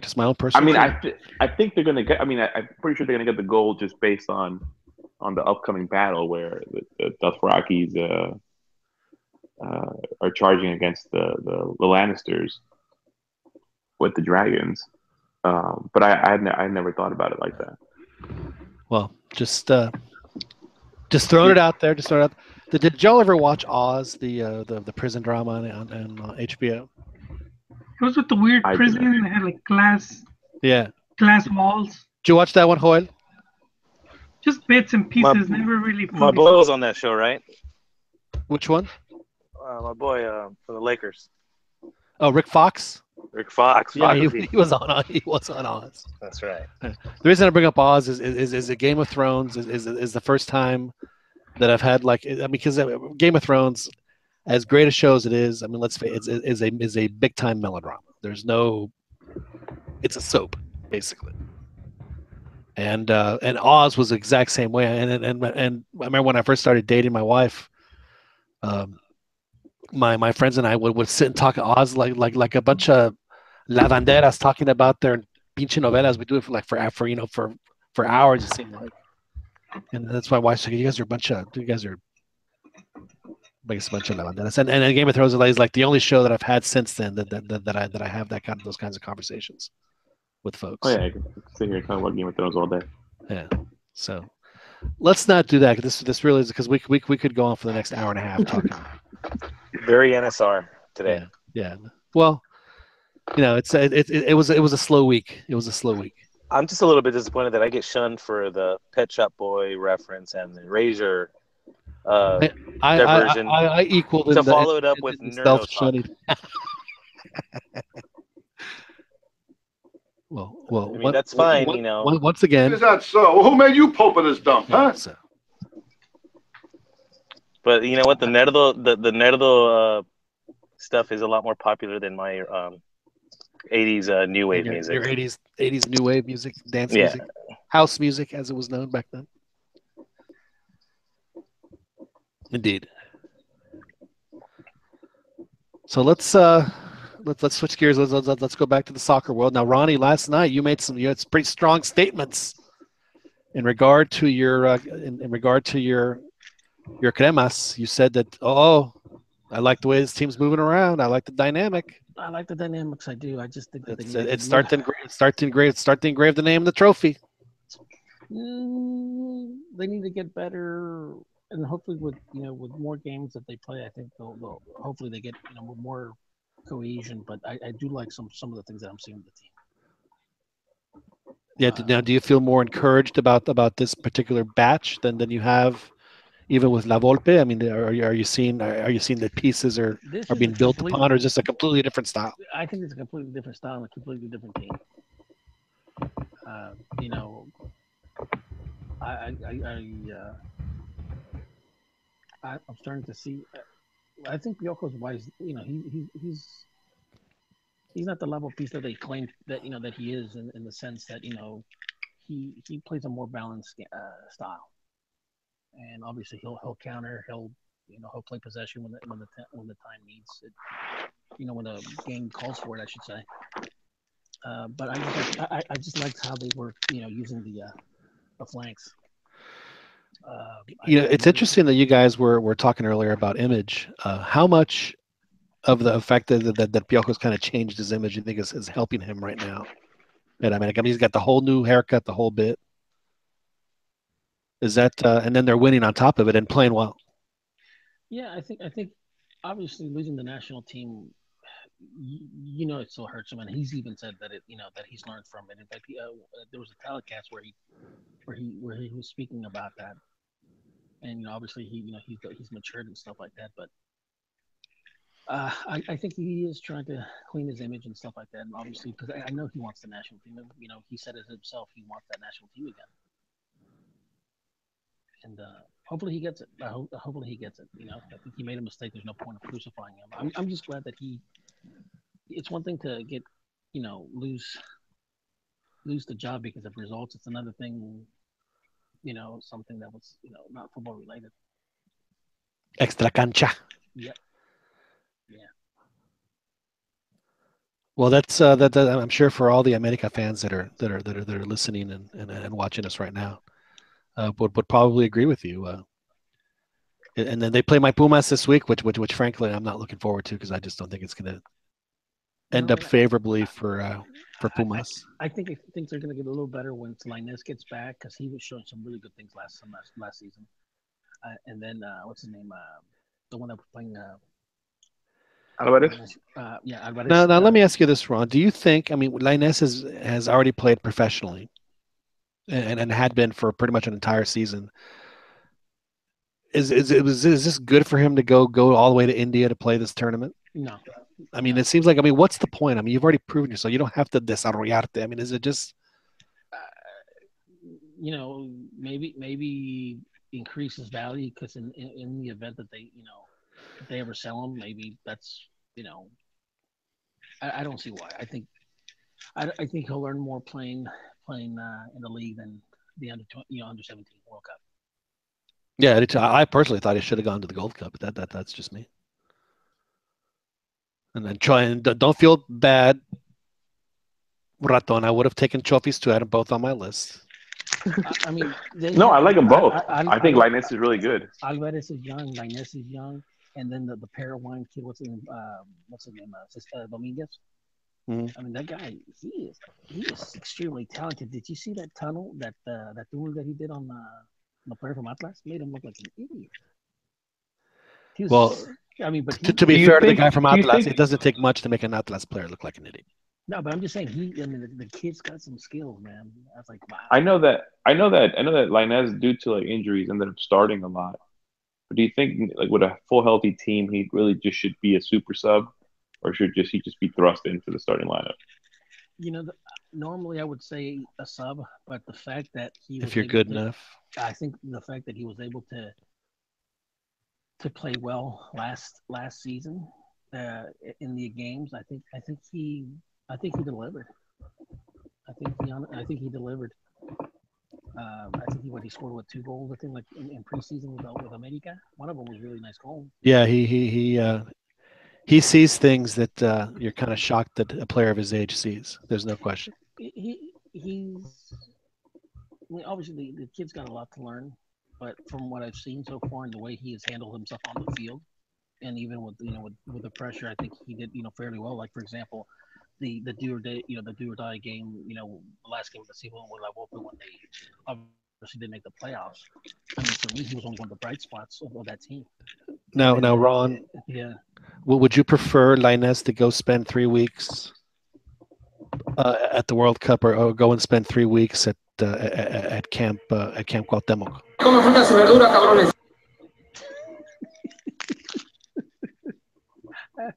No, he just needs to go back to his club, dude. Yeah, he needs to go back to his club. Now, Chivas had a big win last night with their. I don't know if did you guys get to watch that? Chivas fans with the Copa MX game. I See the watched part goals of at it least? because Yeah. the All-Star game was in the way. Oh, you were not. Oh.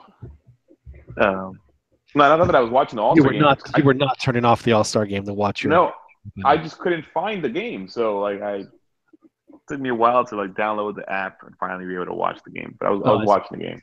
So you're watching both, and then I had both on. Yeah. Okay. No, but apparently they used all their canteranos yesterday in there, and had a pretty decent result. In their Copa MX, which as we know, Almeida takes very seriously because he's won the Copa MX twice.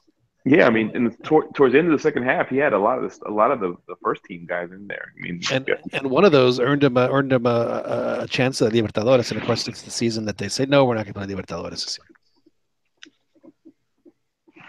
So I mean, I think the Copa MX is a good test for a lot of these young guys to get on the first team. And you know, one of these guys can pick up the slack of Pulido, which I mean is going to be hard, but just a little bit of it'll help. You know, during the Liga, I think that'd be great. You know, interesting that you said you were watching the MLS All-Star game last night. They tied Real Madrid 1-1, and then they succumbed to the Champions League champs in penalties. I thought that for an All-Star game, in all sports that I've watched All-Star games, it was the most competitive. I mean, I don't know if it was competitive or not. Nobody was scoring, so I don't know if that's competitive or it was because Real Madrid's playing with the B team for most of the game.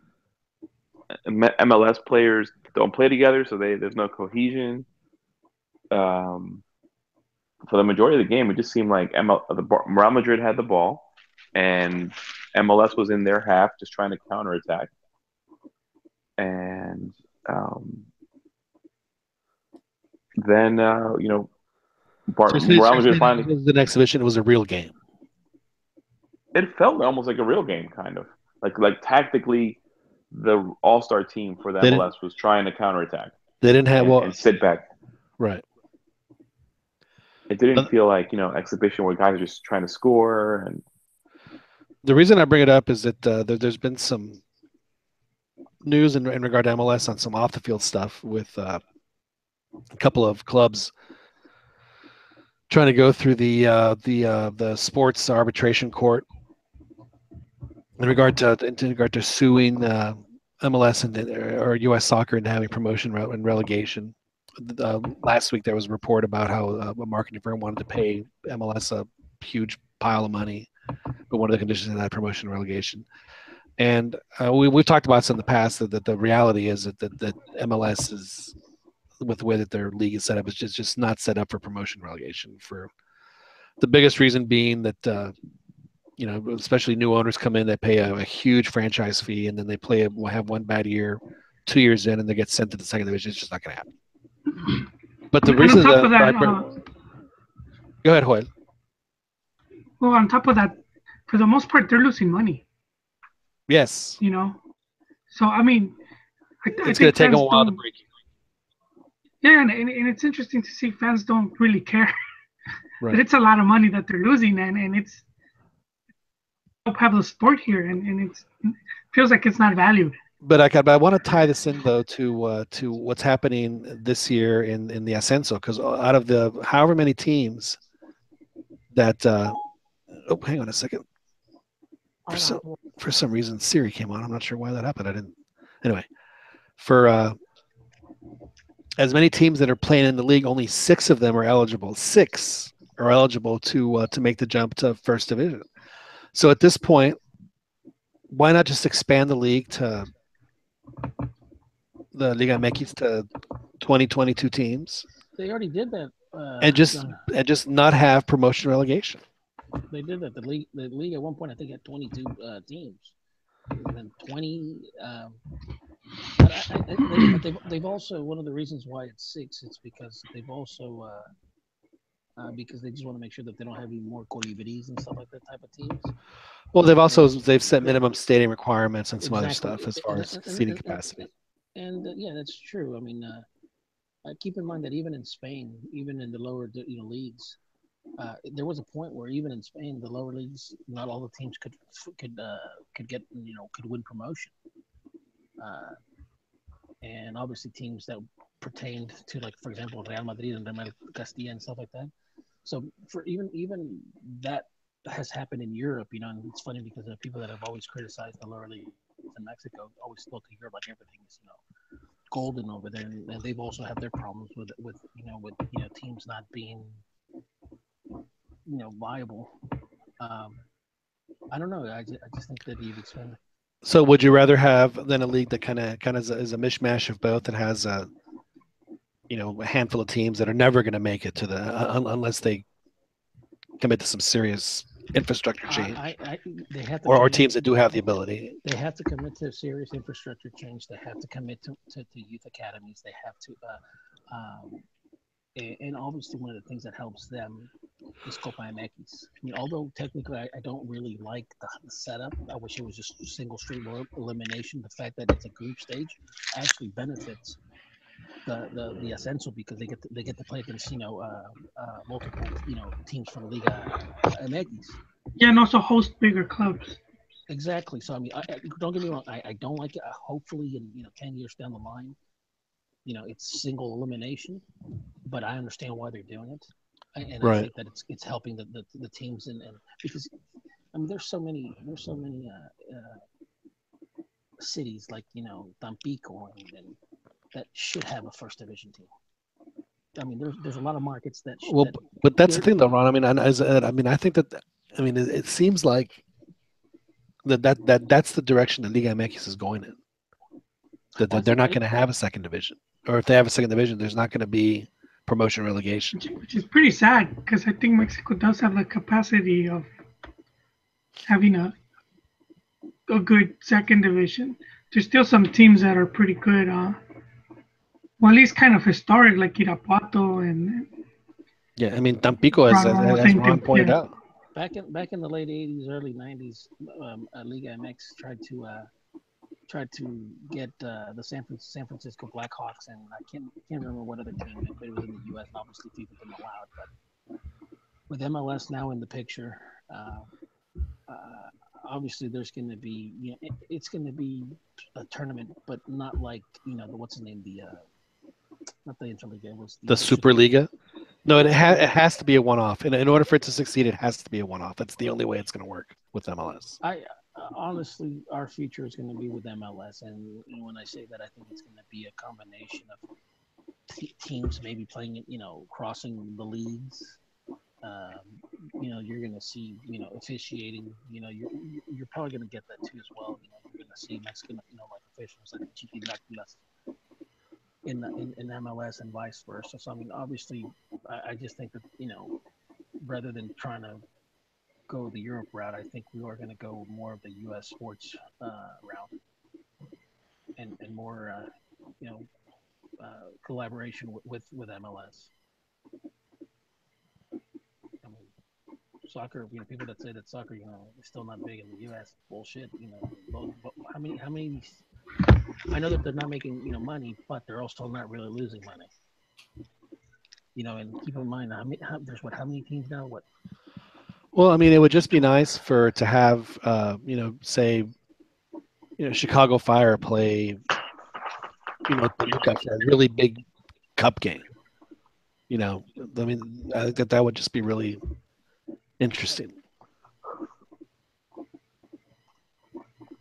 So I do understand what you're saying. I mean, and I do believe, Ron, that because of the fact that they've limited to 6, I think they're starting to whittle down how many are actually going to be able to come up when they do have their Liga Premier. And I do think that Tampico is going to be a part of it. Yeah. And I do think Atlanta is going to be part of it. We're going to get the team in Cancun. And it was Chiqui said earlier, Cancun is crucial to Mexico's soccer future. They have to have a team there. it will help them in many ways. And obviously, one of the things that Martinez and obviously with the backing of Slim is, I think that what they're going to try to do is also they're going to try to do, revenue sharing. Obviously, the wars that that Slim and Nascarga are having. I'm not sure exactly how it's going to play out. I know that a lot of people have Televisa down and out for the count, but I don't see that. I think that eventually, they'll make the peace, just like Televisa made peace with Azteca. But yeah, I think so. It almost seems like Ron, if Liga MX could figure out a balance of having a national rights television internet right contract, and then like the teams can still do their own, but maybe not have as many like they do 9 home games a season. So this season you get 5, I get 4. Next season you get 4, I get 5. And I think that would help the league immensely if they were able to come up with some sort of agreement where they have national games where they can market the league on a national basis, and then the clubs still have the opportunity to make their own TV contracts as they do now. But that way that would start the revenue sharing, and then that way, a club like American Chivas, the big clubs who do get much more money than say Puebla, would still have the opportunity to do that, but then they would still be able to share as well. Yeah. But you're right though, because I mean it's not just going to be Televisa and Azteca that are getting these rights. I mean there's a lot more players now, and people have a lot, and more importantly, a lot more people have access to them. Yeah. So the internet has really leveled the playing field. Yep. And honestly, I don't, like I said, I don't know how it's going to play out, but eventually I will. I think you're going to see in Liga MX. I think you're going to see foreign ownership. And I think you're going to see foreign media also have a say into how Liga MX and the Mexican Federation, how they do their business. I think it's just a matter of time, and I know that I've been saying that for a long time, but I mean, you're starting to see it more and more. You're actually starting to sound like a broken record, Ron, when you say it, because you bring it up every week. No, not every week. I almost feel like I should, instead of playing your Parchis song, I'll start playing you saying that soundbite. No, I wouldn't. No, but would you rather have the relegation promotion, or would you just rather say, you know what, we might as well just be, like the American, like the NFL? Me personally, I would rather have promotion relegation, just because of what you've said about giving cities that have never had that opportunity to have that opportunity. But there has to be some. I mean, if they're gonna, if they're gonna make the commitment to be in first division, then they have to make that commitment in second division, and so on. If you're in third division, like whatever the minimum is to be in second, and you start that, and then you work your team up, etc. So as long as the commitment is there, then yeah, I think I would love to see promotion and relegation continue. But would you be open to a North, like how like a North American championship? I would. I think where MLS and Liga MX actually duke it out. Yeah, absolutely. You mean like for a season-long tournament? Yeah. I don't think I would necessarily want to see that. But I would love to see. I would love to see a cup. I would love to see a tournament. I think that would be a blast. A straight up one-off. Chips fall where they may. Based on home and away, and just play it. I think that'd be a lot of fun. I think it would be TV friendly. It would be it would be a good deal for both.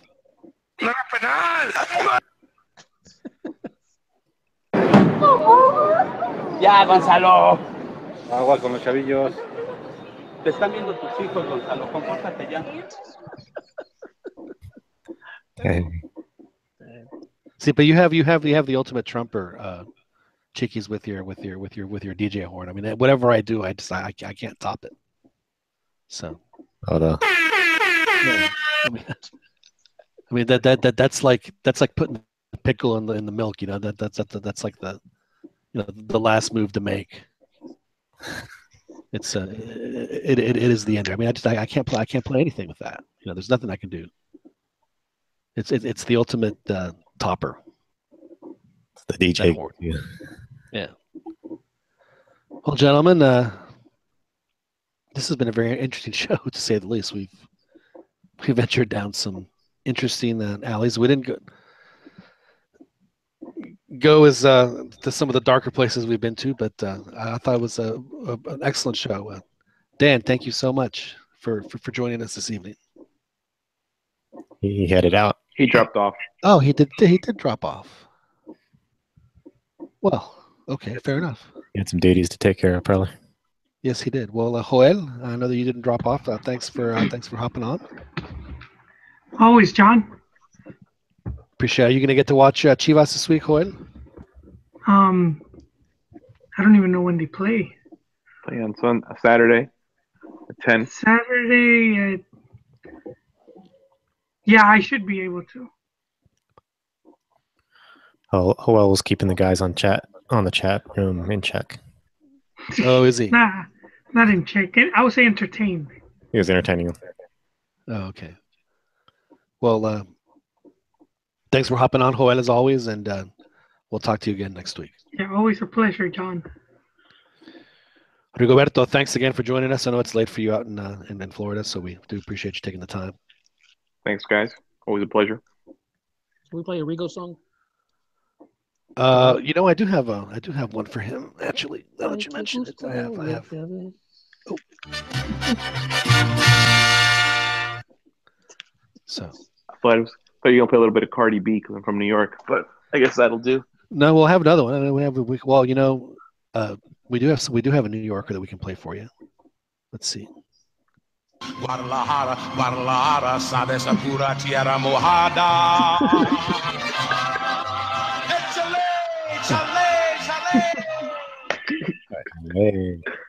Well, glad to have you on, Rigo, as always. We'll talk to you again next week. That sounds good, guys. And Ron, thanks for hopping on all the way from Philly, as always. Yep. And I don't know if you noticed, Ron, but the NFL started again tonight. So I did, but unfortunately, I wasn't able to watch. So we have that to look forward to as we press on this year. Well, we do appreciate y'all coming on here on the CantinaMX Podcast. My name is John Jagu. We'll talk to you guys next week. Again, you can listen to this show live on YouTube every Thursday night at 9:30 Central, or you can download this and all of our previous editions of our podcast from iTunes or Google Play. Thank you guys very much for joining us. We'll talk to you again next week.